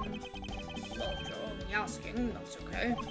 Just stand next to her and then press space. Don't need to talk about whatever topic you pick. When you want to ask her about evidence, all that is presented to her with R. After you choose what to show her, press R again and off you to go. I recommend showing different people different things. You'd be surprised by what they say. Thank you for your explanation, though I don't recall asking for one. Oh, just so you know, sir, you can show me evidence in the same way, too. I do believe it's time to get down to business and ask some questions of this way. Ignore the gun. Ace investigator. I was wondering about the investigation. Oh, I've been waiting for this. Let a real seasoned pro teach you how it's done. A real seasoned pro? Of instant noodle cuisine, perhaps? You know that you can always check out the really important spots in more detail, right? Yes. If the area is too big, you can always use arrow keys to take a look around. Oh, but don't worry, sir. Command will only show up when you need it. Aye, that as well. And when you think there's a contradiction or something unusual, try deduction. First, you line up your cursor with a suspicious-looking area, then press R and choose your poison, evidence. When you've settled on a piece, you've got to present it with R again. I'm pretty sure I already knew that as well, detective. Oh, if you can remember all that, then welcome to the world of pros. IWA's investigator, class dismissed. And And all I wanted was an update about the investigation. Okay. So he's just telling you tutorials. I did this already.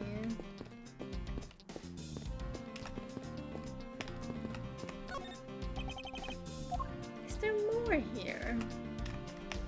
The floor? I bet the thieves not under here. Because there isn't enough space for anyone to hide under here anyway.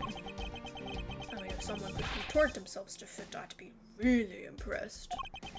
Sounds to me like somebody has already tried at least once before. No, it's just... Okay. Okay. Okay.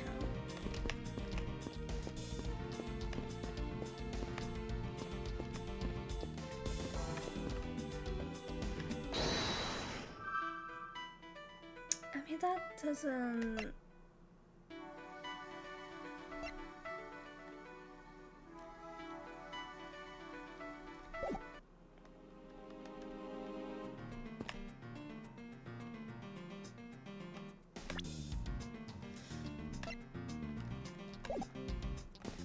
They just present her with stuff.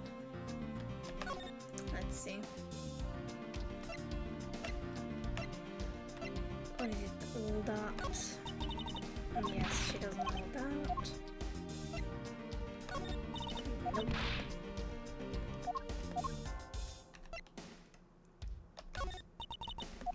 Nope. Hello, Noir. Gaming, but also I'm a bit stuck right now. I can't do that either.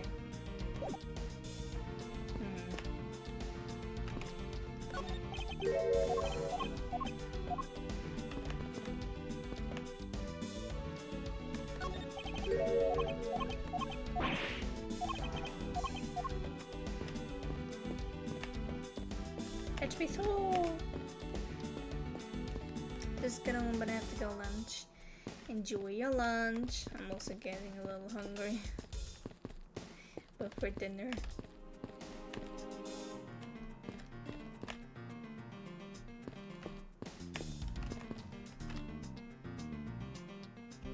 I could present him. Wait, no. I can present him stuff. Just a low detective, so I'm not sure what I should do with that other than to arrest it. Is that the only talent you have? No, wait. Damn. Victim's gun, huh? It's the same model as mine. A tool used to protect lives, yet one that can also take lives away. It has to take a gun in hand to wield a great responsibility. I hope you understand that. Oh, I don't really use my gun at all, sir. The only time I would use this baby is when I'm fighting a duel with a comic to look ultra cool. You were doing so well until that last bit. Indeed. I had no idea you had one of these things. I mean, I thought I knew everything there is to know about you, Mr. Edgeworth. I feel like I've caught a glimpse of the hidden side of Miles Edgeworth. There's a great deal you don't know about me. At least, I hope so.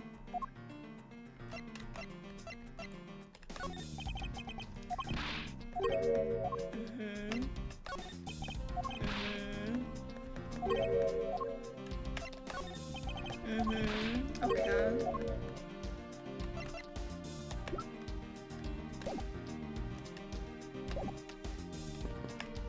I want to go into the store.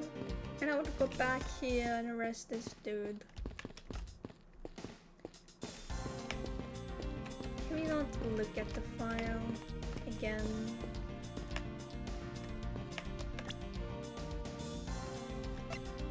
I can't do anything here. No, it's just a picture. Page presenting the news track 10 years ago. I think this was on the scene. Alright. It was on everything.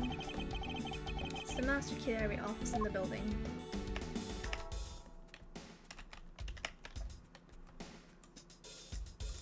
Yeah. Nothing special about it.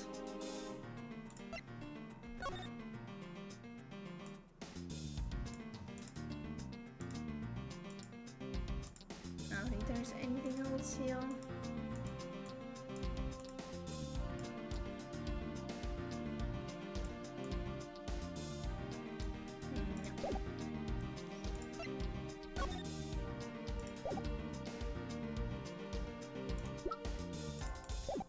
Huh.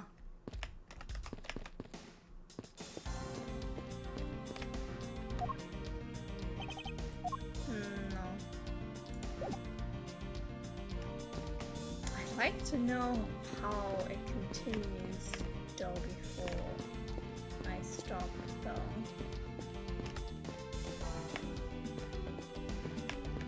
I can't go back here.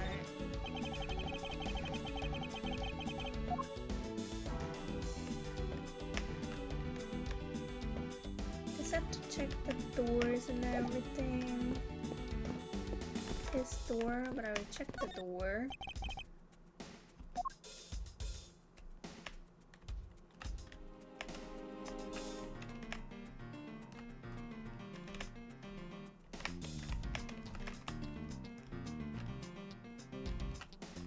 Yeah, there's nothing.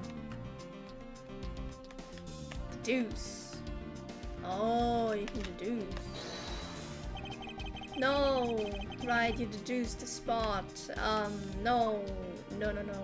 How do I go back? Haha. These new mechanics. I don't have something to deduce it with. If there's anything with. Unlocked door, but master key was stolen, so she could not lock it up.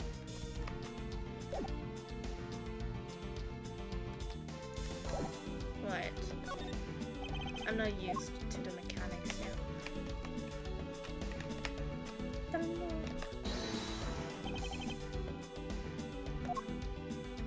I guess. I don't know. Eureka! Eureka! Yes, there's definitely a conjunction here. I can't believe this took me so long. It's because of the new... because of the new mechanics. I wondered why Exy was going live at 16 since usually the time is like 20, but it's Yumi. Yeah. They did that to make you guys come here, I guess. I don't know. But hi, Luke. If what Miss Ryder has said is true, then why is this door locked tight? Huh? You know, you're right. Cheap viewers? No. No.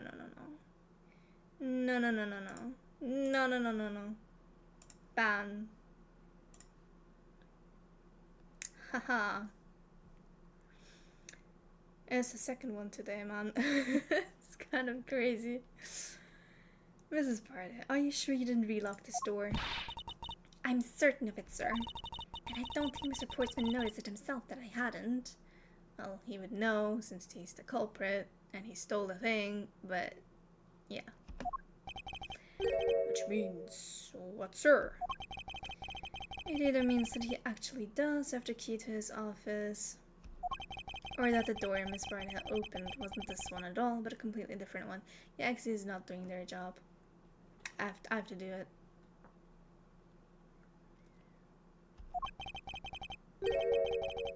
She opened a different door, but how can you prove that?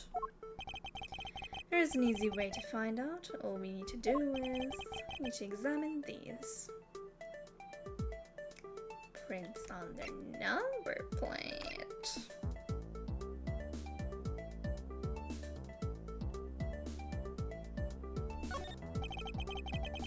The prints on a number plate, they will tell us all we need to know.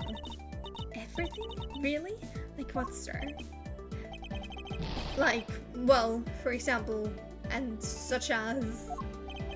Well, we know for sure that Detective Gumsh's dinner will only consist of instant noodles. Whoa, that was amazing, sir. How did you know? Was that supposed to be a joke to cheer me up, Mr. Edgeworth? Yes, that's it. Now then, we should get back to doing what we need to do, and that is... It's just so funny seeing him flustered.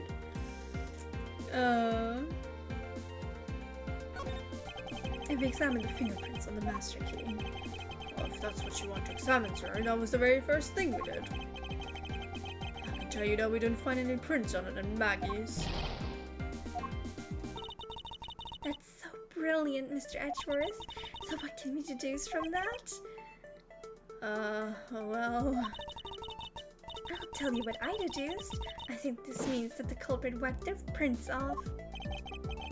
Yes, that's exactly it. I'm glad you were able to come to the same conclusion. However, the more important matter is... the prints on the doorknob will tell us everything. Hey you! Yeah, you pal. Do us a favor and see what you can lift from this, okay? So, what did you find out? There's no need for such belligerent nostril flaring, detective.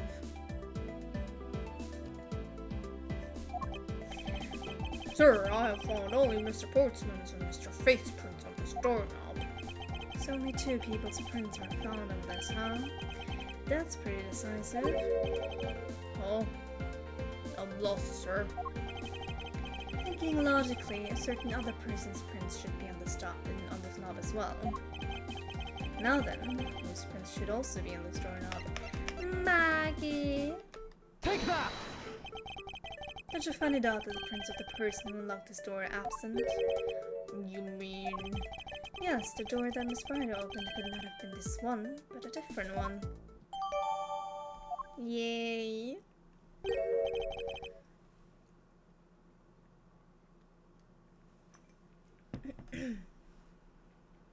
What have we here? Of course you didn't show me the whole fucking door. You only show me that now. Because we love to gatekeep. Information. Wonder what I should investigate here. Is he called Edgeworth because he has a sharp mind? You know what? That's a good point. Maybe. But also he used to be very edgy, so. What is this? Looks like a scrap of paper. I'll get it, sir. Let's see. Oh, there's something written on it. It looks like a note from the victim. I brought the 3 pieces of evidence by, just like we talked about on the phone, but it looks like you're out. Guess I'll catch up to you later. Yeah, it's for Mr. Portsman.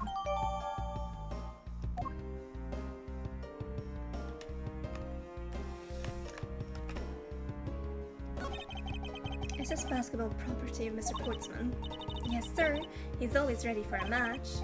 Basketball, soccer, dashball, tennis. It doesn't matter what sport it is, he is game. Although I think it'd be a little hard to play tennis with this ball. Ho ho!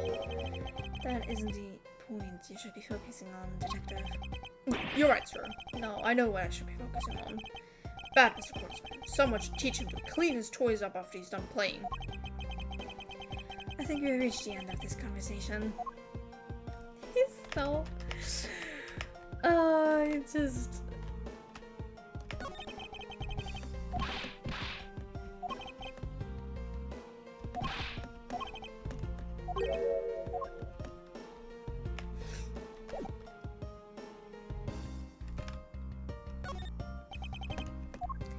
Fine. What's this? What are you looking at, sir? Oh, hey! How about a game? That's okay, detective. I just want the position of this hoop to be a little off. Right. Hey, right, sir. I guess it shifted when someone made a seriously sweet slam dunk. The positioning of the hoop is definitely unnatural. I'm gonna take note of this.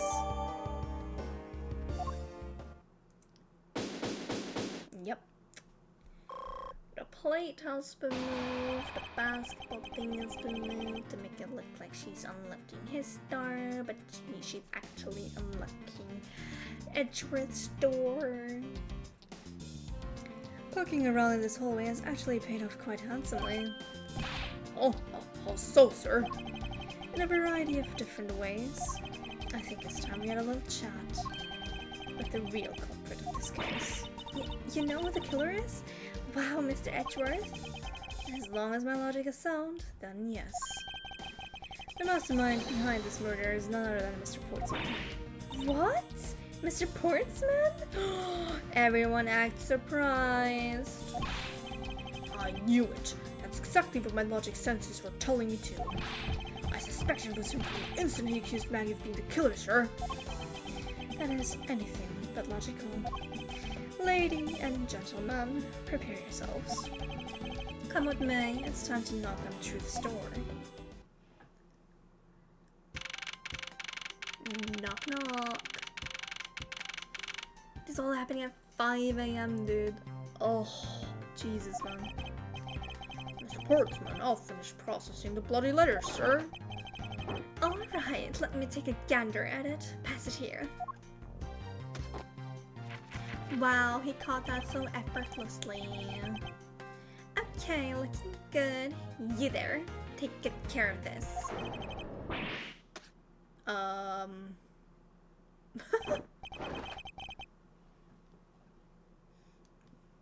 Well, if it isn't Detective Gumshoe. End of the line for you, Portsman. We've got you now. Call off your dog, Mr. Edgeworth. Is this some kind of joke? It's no joke. We know, Mr. Jackie Portsman, that you are the guilty party in this case. You must be pretty upset getting chased out of your own room.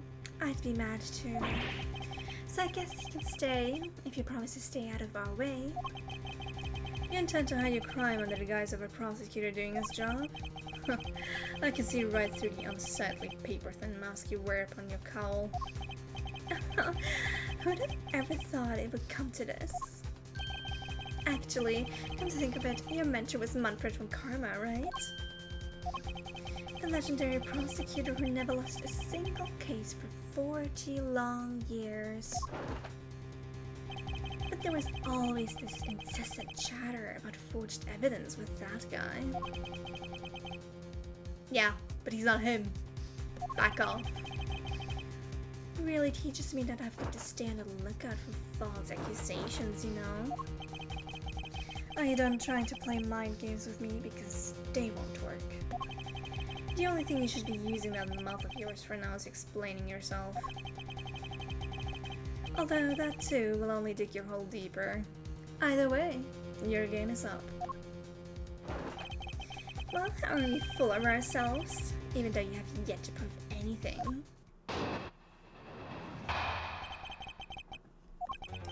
I have no idea what sort of harebrained idea you have in mind, but there is a mountain of evidence that points away from me being the culprit. Besides, how, may I ask, do you propose I locked your door and got in here? Look, I feel bad doing this to you, but I've got work to do, so we're done here. Sorry, but we are not finished yet. Boy, you're stubborn. I suppose you're basing your accusations on something. I'll show you what I'm basing my accusations on, with evidence.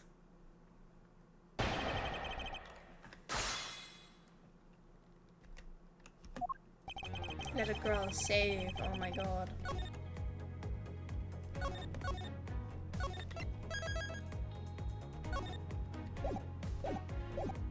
Ooh, this honest, I also know it.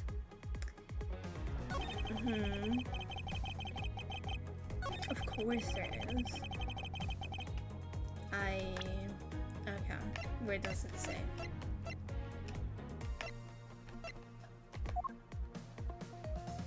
It's been moved with the master key. You just present the master key? I don't know. It's always these specifics where it's like, I don't know. Objection! I believe you were able to open my office door with the master key, no less. Objection! Wait. Hold on for a sec. I never laid a finger on that key, as you already know. Precisely, you were able to open my door without lifting a single finger. Well, maybe you did, but only to direct. His sweat looks very concerning. That's right, you used your finger to direct this person to open my door with the key. Take that! You had asked Miss Barter to open your own office door for you, yes? Yeah, I kind of forgot my key at home. Happens a bit too often for my taste, you know? But the room you had Miss Barter open at that time was not your own, was it? What? You have quite the imagination. Well, why don't we ask the girl herself whose door she opened, shall we? I'm certain that it was Mr. Portsman's door, sir.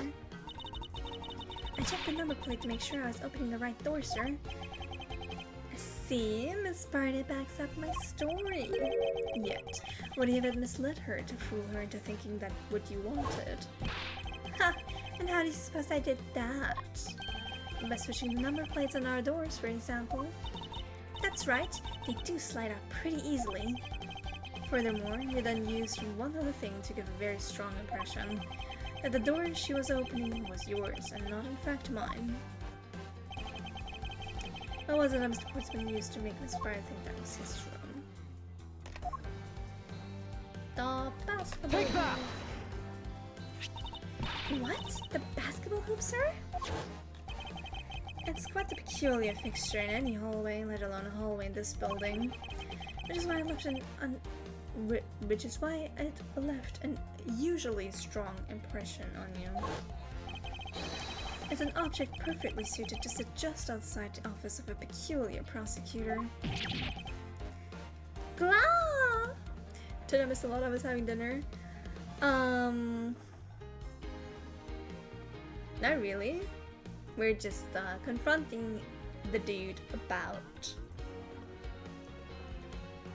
the crime now. We're like accusing him that he's the killer. That's very true, sir, because there was a basketball hoop sitting there.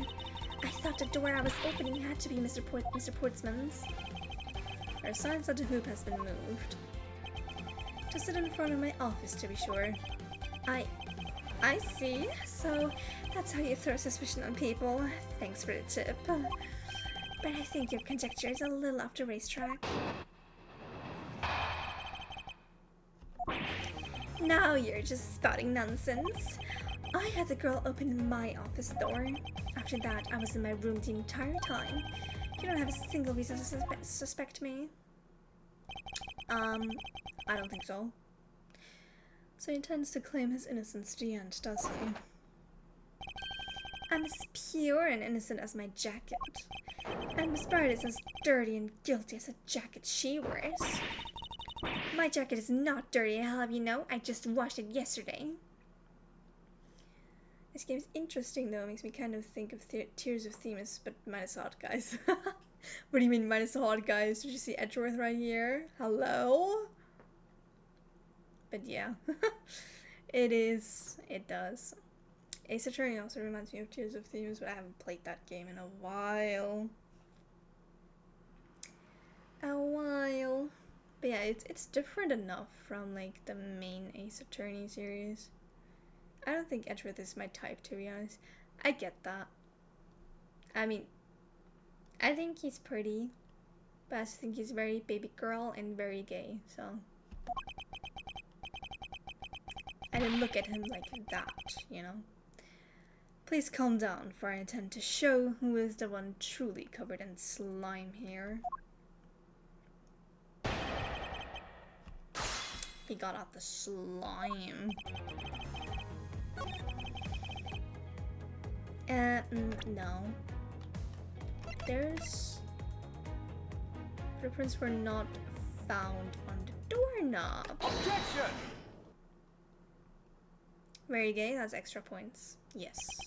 Look at him. I mean, look at him. I had your door dusted for prints. My door? What for? Come on, I bet you didn't find anything. You're sure good at wasting time. You're right. I didn't find anything. And definitely not Miss Bright's fingerprints. Her prints? What do they have to do with anything? Let's put it this way. If she really was the one who opened your door, then her prints should naturally be on the doorknob she touched. Ah! Further, all of the prints on my office doorknob have been wiped clean off. I can only assume it's because Miss Bright's fingerprints were on it. Objection! But it doesn't change the fact that I was in my room the entire time. Is that really a fact, or is it fiction? Hey! Would I lie to you? I have here proof that you were not in your room the entire time, as you claim. Bestie? This game's so dramatic. Yeah, its attorney in general is very dramatic. Oh yeah, the note left by the victim. But it looks like you're out. Take that! Take that. There's a note that the victim left for you, Mr. Portsman. A note? It was left under your door, or did you not notice? And right here it says, but you're out. You were not in your room when the victim came to call on you. So then, where were you and what were you doing? Oh. Don't you think that's time you gave up your charade? We know you stole into my office with the intent of stealing something from me. Detective Fate found you out. Possibly because you heard sounds coming from a room whose occupant was on leave. Mr. Portsman, you killed Mr. Faith to silence him. And I had the misfortune to return when I did. You had to threaten me as you escaped. As I said when you had the gun to my back, no one gets away with committing murder in my office.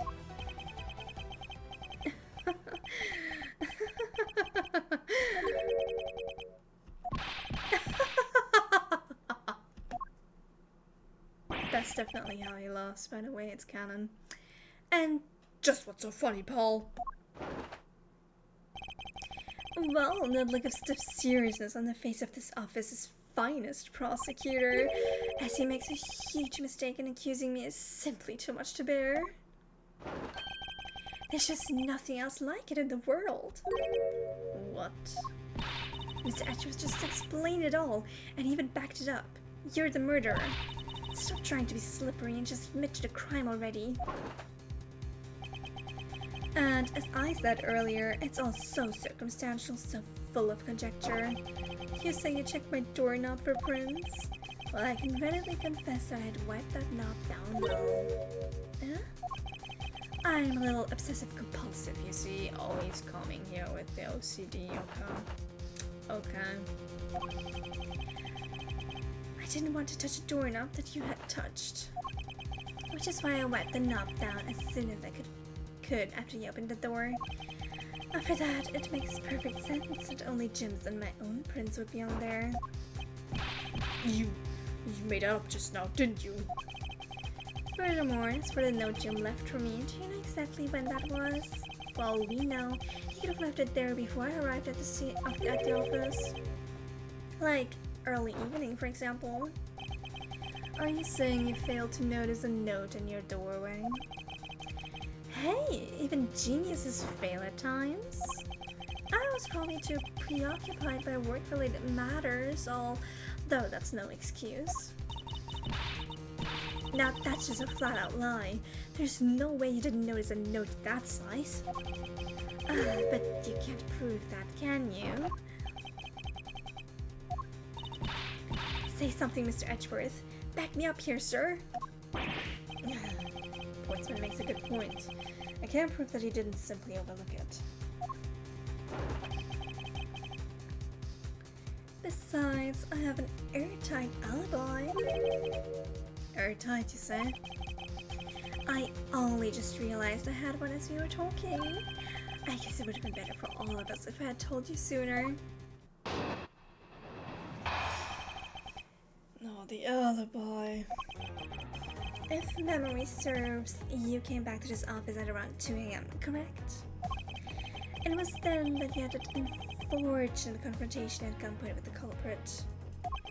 But at exactly the time, I was down in criminal affairs. Ask around. I'm sure the other detectives will corroborate my story. It's the perfect alibi. Do you really think it's that perfect? Like I said, I don't care. Ask around all you like. You'll see for yourself. Detective Gumshoe. Sir, yes, sir. I'll go check out his alibi, sir. Be right back. Etc., sir. I think we're in trouble. It's just like Mr. Portsman said. The guys down in criminal affairs said they saw him at around 2 a.m. You see, All the evidence points to him being the culprit. so there must be a contradictory point in his alibi somewhere. I'll be right back.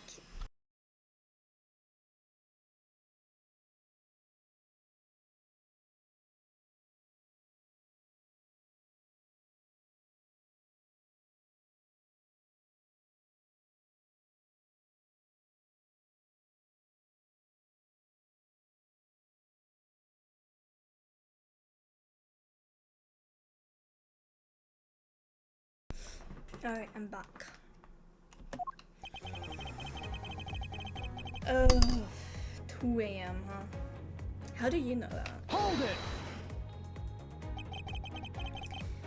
Yeah, correct. It was around 2 a.m. Are you sure? It's really important to me that you're spot on with the time.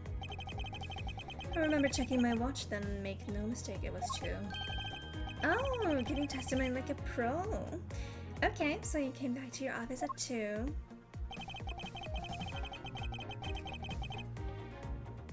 Ah, my god. Exactly that time.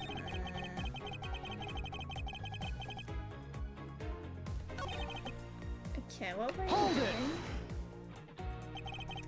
So you put the criminal affairs department's a visit. Yeah, right after I left the prosecutor's building, I headed straight for the precinct.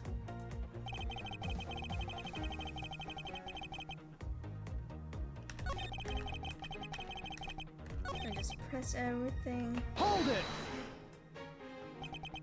It is as you say, however. Yes, however, you're the only one who claims to have bumped into the culprit. So tell me, did you see the person's face? Was it me who you saw? It was pitch black, so I couldn't actually see. Objection! Oh, come now. I'm sure you saw something. Try a little harder, why don't you? I'm begging to feel like I'm the one being interrogated here. Oh, well, it doesn't matter if you remember or not. It only matters that you ran into the culprit. Hold it! Well, we did go and ask around to confirm your testimony. And it was just as I said, right? Yes, sir. A number of detectives said that they saw you at around that time. See, I have the perfect alibi. That's the ace I had up my sleeve. Impossible. He actually does have the perfect alibi. What's wrong? Why the sudden sullen look on your face? Can't you say anything back, Mr. Edgeworth? I think we've reached the end of the line and it's time to get off this crazy train. You there. Sir? Please escort the young lady out, but remember, be gentle. Maggie! Detective Gumshoe?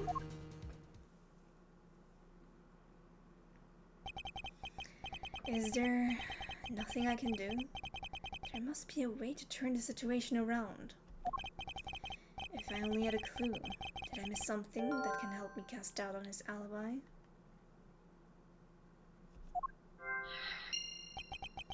I need to calmly think this through one more time, and with logic.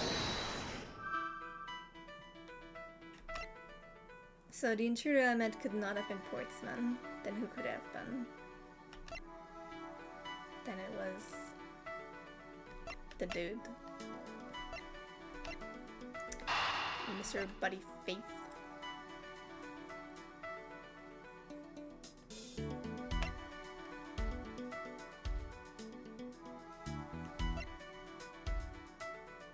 I don't know what exactly to connect here. Yeah, that makes sense. Evidence points to the shelves being disturbed once before and once after the murder. But who is to say that the person who did it the second time is the same as the first? Which could mean that there was another person who paid a visit to my office tonight. The victim and his killer weren't the only visitors to my office tonight.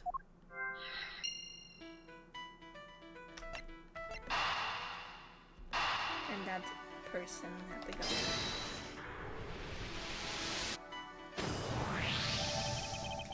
If indeed there were two culprits, then that resolves the contradiction behind our murder weapon.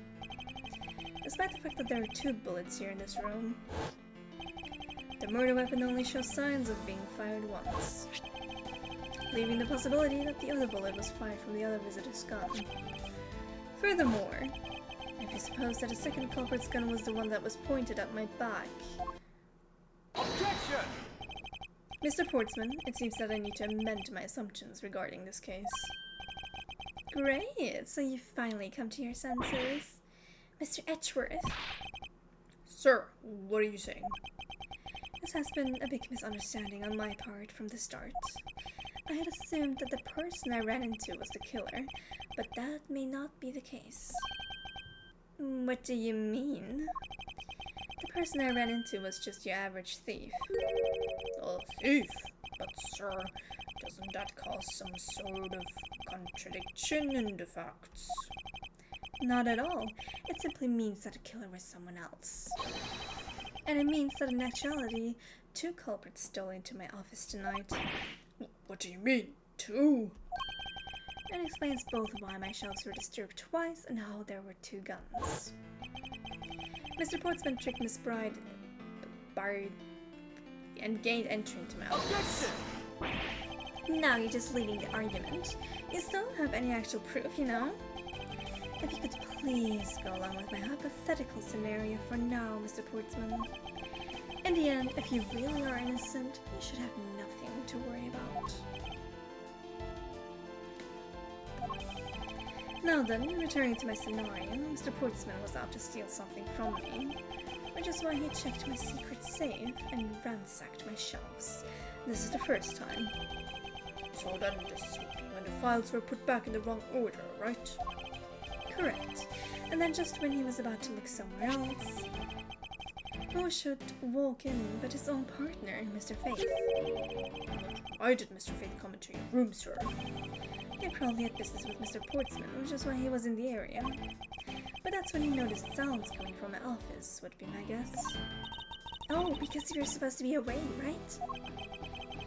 And he must have thought it was odd, so he came into this office to check it out. Correct. And as a detective, that was the right thing to do. But when he came in, he found his own partner standing there. Because it was Mr. Portsman, Mr. Faith probably let his guard down. But Mr. Portsman was not so merciful as to let him leave alive. He waited for a chance and stole Mr. Faith's gun from him, and then he killed him. He silenced Mr. Faith for catching him in the act of stealing. That's like the dumbest thing ever. Like committing murder to hide a theft is like really stupid. Especially when it's someone you're close to. Like you can talk it out probably.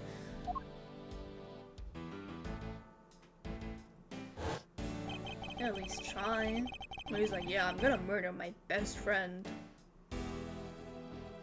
This was the moment in which the first shot was fired, the one that landed in my files.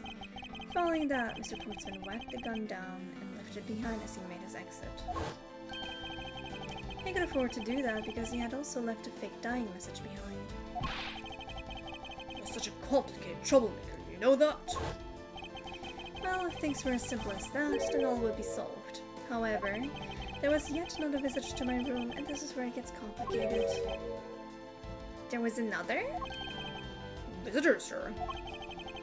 Yes, and this other person's objective was also to steal something from me. Now then, even after Mr. Portsman left, the door to my office remained unlocked.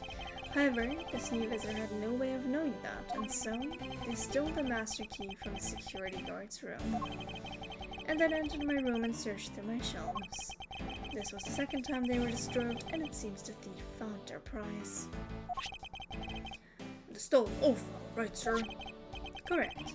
Only just as the thief was about to leave with the file, I appeared. The thief then threatened me with their own gun and made their escape. The second bullet was fired during that brief encounter. So the shelf's getting messed up twice with 2 bullets. It's all because 2 different people were doing those things at 2 different times. Precisely. So now do you see, Mr. Portsman? The person I met was just a thief, and was not in fact Mr. Face Killer. Your alibi for the time frame in which I ran into the other person is now irrelevant. Because we now know that the murder took place during the first culprit's visit. Objection!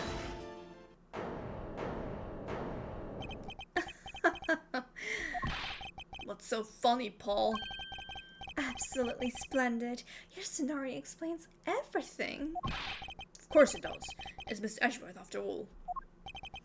But, you know, it still doesn't change the fact that it's all circumstantial. Supposing if, and that's a big if, your theory is right, it would indeed render my alibi, which has withstood scrutiny, mind you, irrelevant. But there's still a one defining point of your argument for which you have no evidence.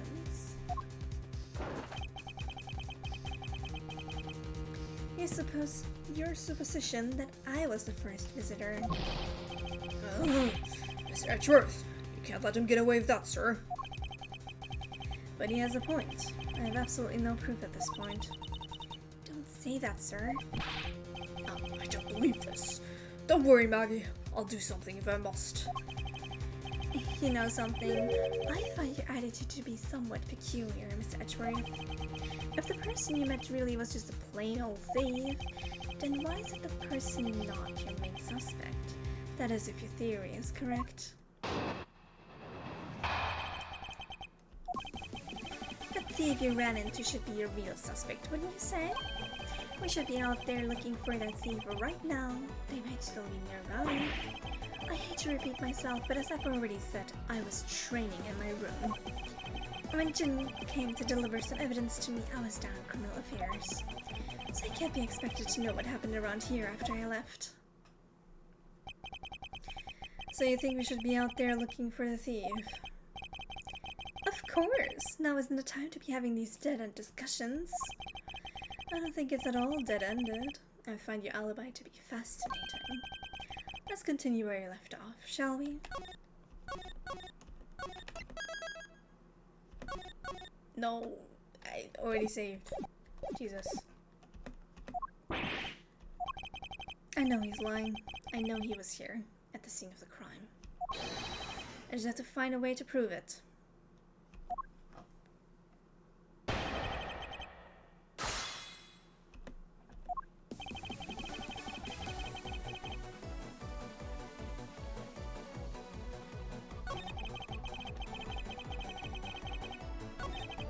Hold it! It's been a few hours, though. Actually, no, I wouldn't. But why not? It's elementary. The dying message, of course. Mr. Facekiller very clearly left those letters on the spines of those files. And it was after they were on there that the thief stole one of them. You mean the oaf ones, right? And that's how we also know that the letters themselves were a setup and not from Mr. Faith.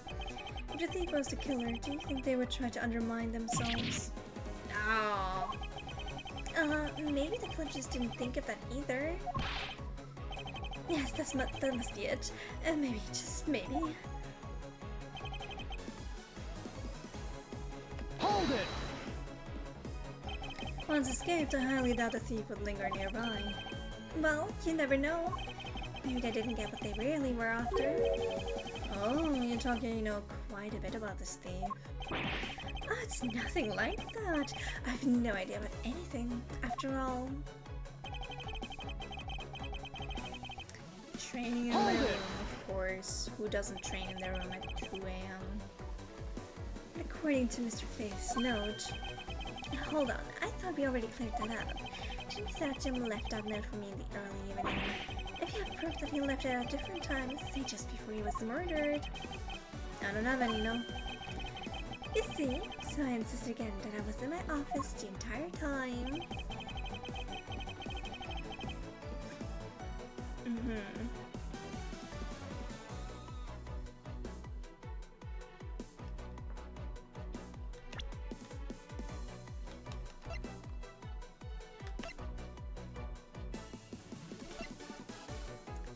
Alright, so he died at 2 a.m.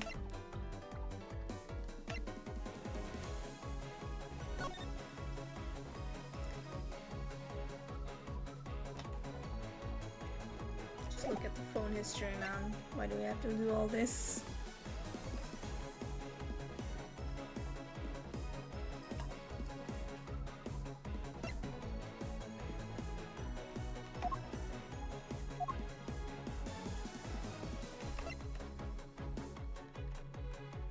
I'm not sure.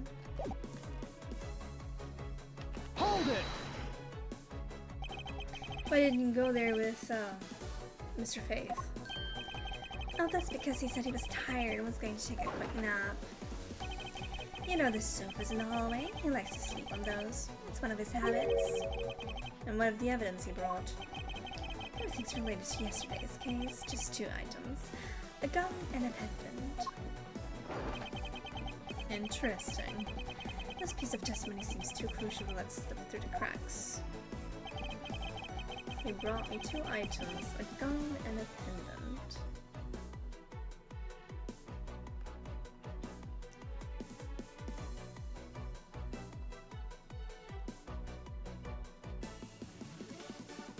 Hold it! A gun and a pendant. Yes, this gun, which was the murder weapon, and this pendant, which belonged to the victim. And why were you taking them to criminal affairs? There was something in a past case file I wanted to compare these two to. But all this has nothing to do with this case right now. Anyway, I believe you'll find a long paper trail I left to be to your satisfaction. This is all matching up with that Detective Jump Gumshoe found out. Isn't that weird though? Like, huh?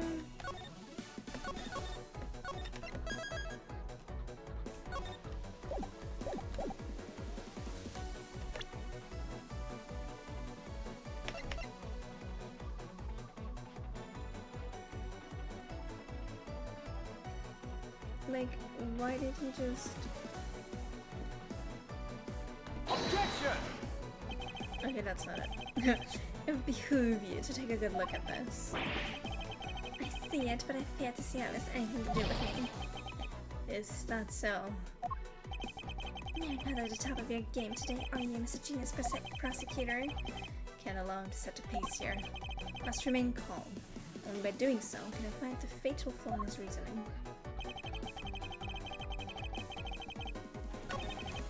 Hold it! I can't expect you to know, can I? No, but I guess you can expect me to take a guess based on logical deductions. Oh, then let's see you deduce. Jim waited for me to leave and then stole the master key. For the purpose of sneaking into your room, of course. And that's when Mrs. Bright caught him red-handed, and the murder occurred. It's all exactly as I had laid out earlier. I know he's lying. I know he was here at the scene of the crime. I just have to find a way to prove it.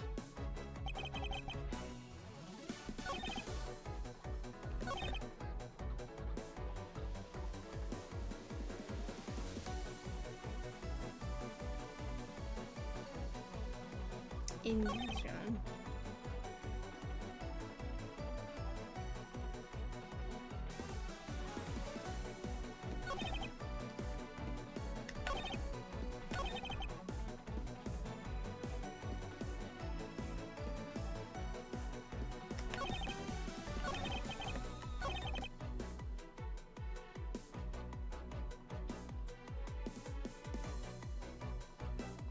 Like, I know it's wrong, but I don't know how to say it.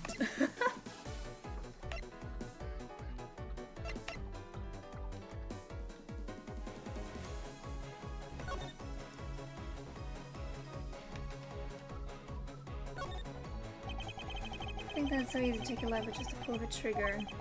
You know, I can never see myself really liking guns. Oh, but I love the ones they use in track and field means to start races. But before it's fired, everybody always ends up following your lead. Chase you down for a false start, detective. Now that you mention it, even when I finish first, I always wind up in last place.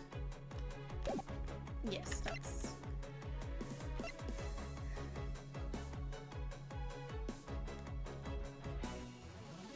He's saying Tim came to him to give him evidence in the evening. But then it would be... No. Nobody's PayPaling you 3,000 USD. Objection! I just want to present the gun, please. It's, yes, well... Stay cool, Mr. Edgeworth. You're no good when you're all flustered. Detectives are right for a change. How did it come to this? Calm down, Miles. Listen carefully and think everything through a bit more rationally. I'm too hungry to think rationally. I'll be honest, I'm starving, but I want to finish this up. Ugh.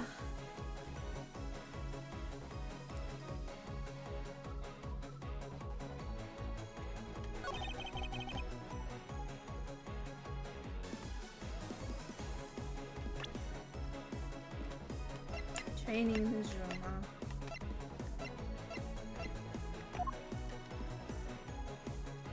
I mean, that's cute. Objection! I must object to your line of logic.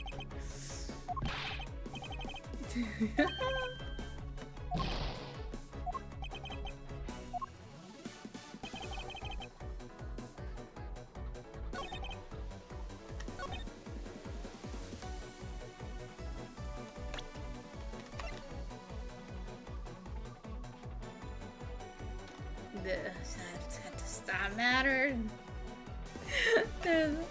I'm too hungry for this shit. But he ran. Yeah, but think of this.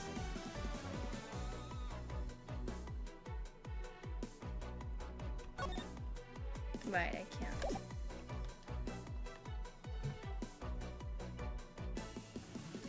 Bro. And just trial and error. It would behoove you. Yes, it would definitely behoove you.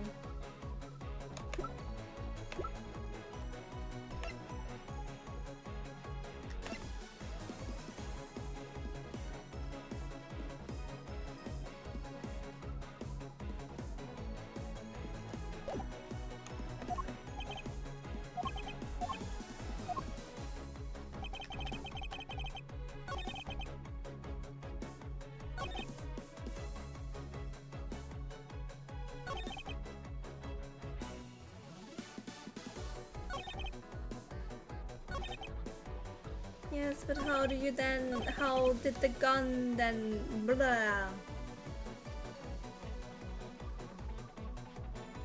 The gun!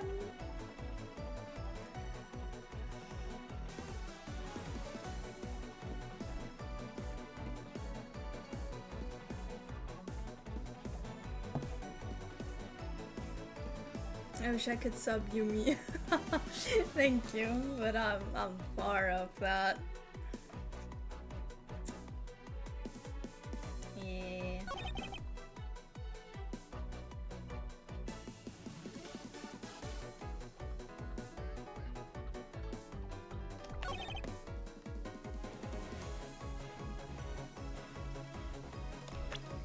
But the gun! Objection!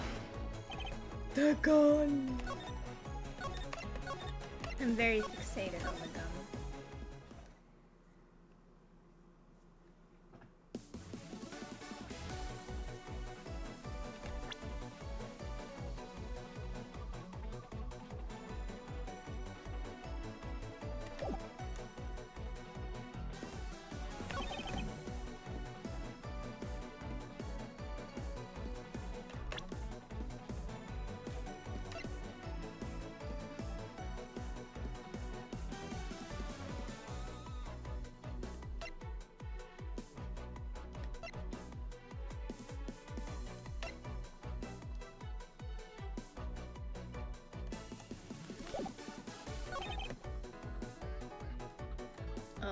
because it's 3 items. Objection!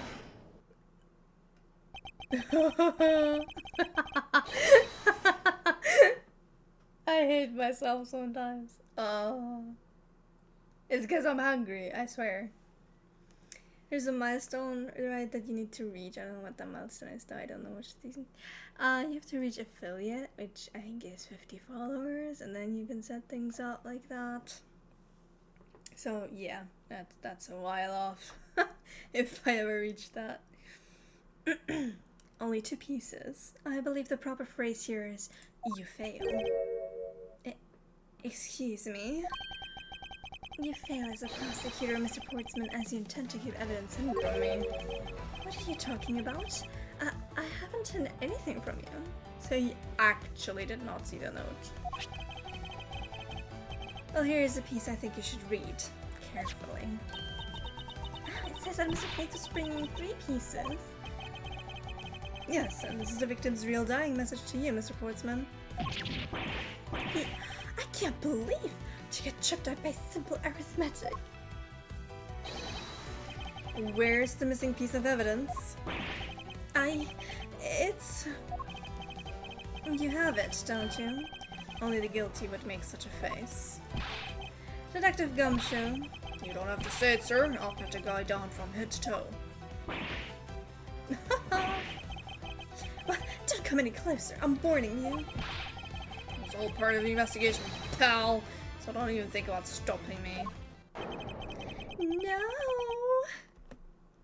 Yes. Hey, what's this? Yeah, this on him, sir. Despite what you said, it would appear that you do have something to hide. Well, why would you hide something like that?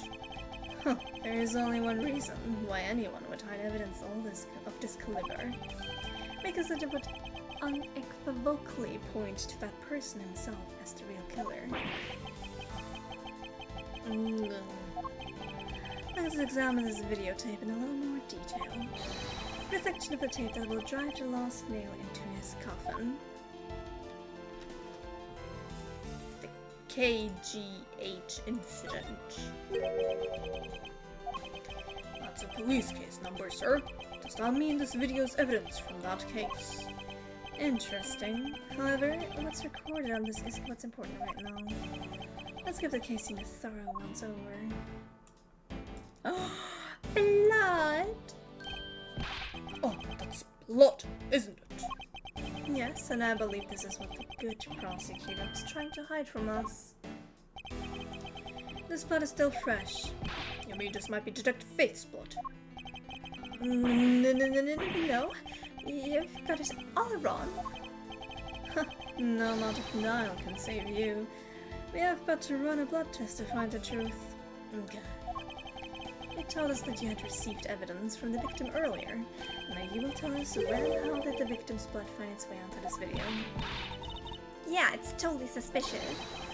Was it at the moment of his death? Did Detective Faith have this videotape on his personage when you killed him? You know very well there's no way to prove that. Not even if we were to examine this tape for fingerprints. Yeah. If I had to take a guess, I'd say that the only ones on here would belong to the murderers, you and Mr. Faith. No, impossible. What the fuck? What the fuck? The ending animation.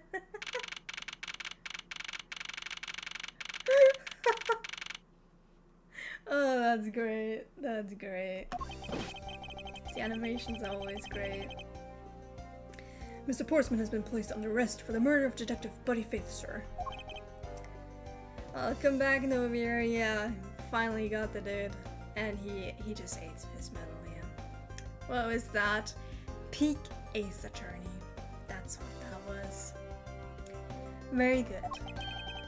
And the results we got back from the lab techs on the tape turned out to be real solid, sir. The blood work came back and it was definitely Mr. Faith's blood on there. As a bonus, they were also able to lift a few of Mr. Faith's fingerprints as well. Thank you so very much, Mr. Edgeworth. I still can't believe I got to see your cool deduction skills outside the courtroom. I am pressed beyond words, sir. It was nothing. I'm just sorry you got caught up in a murder in my office. Please accept my apologies. Oh, it was nothing, really, compared to what I've been through. I mean, I consider myself lucky that it was only a burglary and a murder this time, sir. If it had been a hold-up or hostage situation, I'd have thrown my hands up in the air. I think I'm finally rising up from a goddess of misfortune to just an unlucky person. Something tells me we should have hired a different person for security detail. Maybe. You know something, sir? That Mr. Portsman really was one corrupt prosecutor. And why would you say he was corrupt? Well, I heard that there was a number of suspicious things related to his court cases. There's even rumors about how some of the evidence he uses is forged, sir. Forged evidence, huh? And they say he even decided not to prosecute a few cases for some really vague reasons. Oh, that guy was a complete disgrace to the entire profession. We never did get around to asking what his reason was for breaking into my office. Yeah, whenever we got near that topic, he just clammed up. Although we can be pretty certain that it was to steal something. It's just between you and me, sir, but there's a rumor that some sort of huge organization is involved behind the scenes. Oh? Well. With Mr. Portsman not willing to divulge anything, it certainly lends credence to that rumor. It would seem that we haven't heard the last of his. Oh, then Mr. Portsman isn't the bad guy? I didn't say that, but rather that there are still many more mysteries for us to solve. For example, we still haven't figured out the significance in this piece of evidence. The OH files. Take that! The person who stole this file, the other villain of the night. Yeah, I wonder who it was. And what happened to the stolen pages? I wonder, who in the world was it that held me up at gunpoint? Miss Edgeworth, sir. Yes. I came across this while I was processing your office earlier, sir. This card. What is it, sir? Is that a bird or something on there? It's not just any bird. It's the mark of the raven. A three-legged raven. Even you should know what this is, detective. Oh, it's about that thing, isn't it? That great thief everyone's talking about? Yes, it is the mark of the great thief, Yatagarasu. Is that? I think I know who that is. But maybe not. We'll see. Under the mark of a legendary bird, the Yatagarasu is a noble to the end, a modern Robin Hood. Okay. Labeled mysterious and phantom-like, the Yatagarasu appears and vanishes at will. It's a magical ball from HP, it's Harry Potter itself. Honestly, I don't remember much about Harry Potter at all. Like, I think the last time I consumed anything Harry Potter related was end of middle school, start of high school. So like, yeah, over 10 years ago, so. Though we don't know much about this thief's ultimate goal, we do know the targets.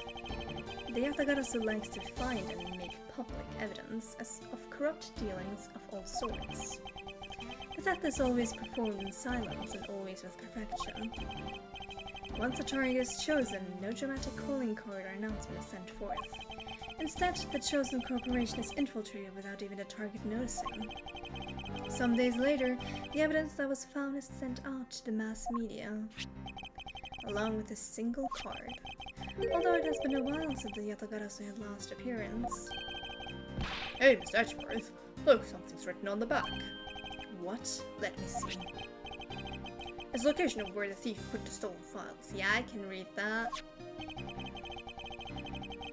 So the person who stole the contents of the file was the Yatagarasu? Yatagarasu. Organization. Quite a few keywords are popping up in this mystery. The murder in my office. The return of the great thief, Yatagarasu. Looking back, I can't say I didn't see these events coming. For they were heralded by the incidents that began to occur 2 days ago. And that's it! The end! The first case. Jesus Christ. That took longer than I expected, partly to me being a little stupid, but, you know, it's a completely new game with completely new mechanics, so I guess to some degree it's expected. Oh my god, Franziska! Okay. That was a long case. Yeah. It's not as long as the tutorial case, the first case of the Great Ace Attorney, but it's close. It's close, but it was not as frustrating as that one was. Yeah. If that's the case, that was a case, yes. Oh, we did it though. What's up, Nowhere? I just found a crime. I'm clocking out for the day. We can't sub to you.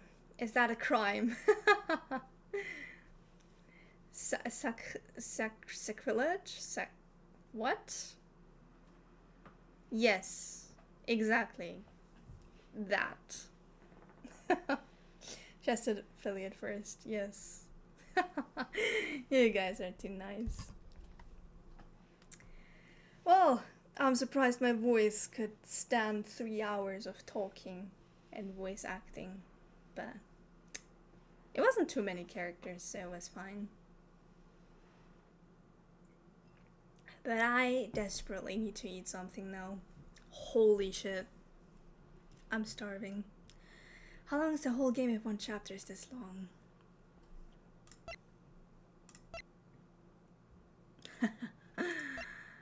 Oh god, okay, five episodes.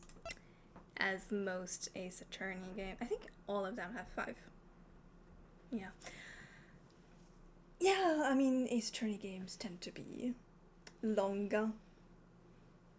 But that's fine by me. I usually, when I play, I do like 1 in-game day a day, usually. So like 1 investigation day, 1 trial day. 3 hours stream, that's a lot of gaming hours, yeah. Actually, last time I streamed, which was 3 months ago, I accidentally streamed for like 4 hours, and that was a lot at once. Kind of burnt me out, I think. But yeah. Yeah, I think I'll continue this on stream. It's pretty fun. Great stream, the voice acting 8. Thank you. I'm trying my best to make the voices distinct but not also hurt my voice. The most I've spent on a story game is like 15 hours, but I think this one may be longer. Yeah, Ace Attorney is much longer than that. I'm not, like, yeah, so with the Great Ace Attorney, I'm like on the 2nd game halfway through, so it's like, it's, you know, you gotta take into effect that it's like 2 games in 1 game. But in that one, I'm like 75% done, and I have 52 hours on it. But also, take like a -10 or something into account, because I replayed cases. But yeah, it's Ace Attorney is long. Like, you have a lot to do. A lot to read. I trained you, yes. The voice acting and Ghost Trick, that trained me. But usually when I play by myself, Ace Attorney, I also like to voice act. Unless my voice is not up to it that day. But I really want to play. But usually I voice act by myself, and it's... yeah. Probably sounds very strange. to my family who lives with me. But that's fine, you get over it. The voice acting is the best, so dramatic. Thank you. Yeah, you gotta be dramatic. You gotta get a little into character, you know? 50 hours, damn, yeah. Me with the 2k plus hours of FPS games, 50 hours indeed a lot, not. Yeah, I also have 2,200 hours in Overwatch, probably more actually. Yeah, it do be like that sometimes, you know, when you enjoy a game, you just play it. It's great. But yeah, fellas, it is, what time is it? Oh, 7:30 p.m. That's crazy. 3 hours. It's time to wrap it up. Whew. Don't expose your gacha, Bessie. I genuinely don't know how many hours I have in those games. So, and I think it's a good thing that I don't know. But yeah, I'll stop here for today. Thank you to everyone who joined, who stopped by, who chatted, everything. Thank you to the 2 follows. Like, I really appreciate it. It's definitely more fun with a little company. Ignorance is a bliss, yes. Enjoy your food, bye bye. Thank you. Can't wait to eat.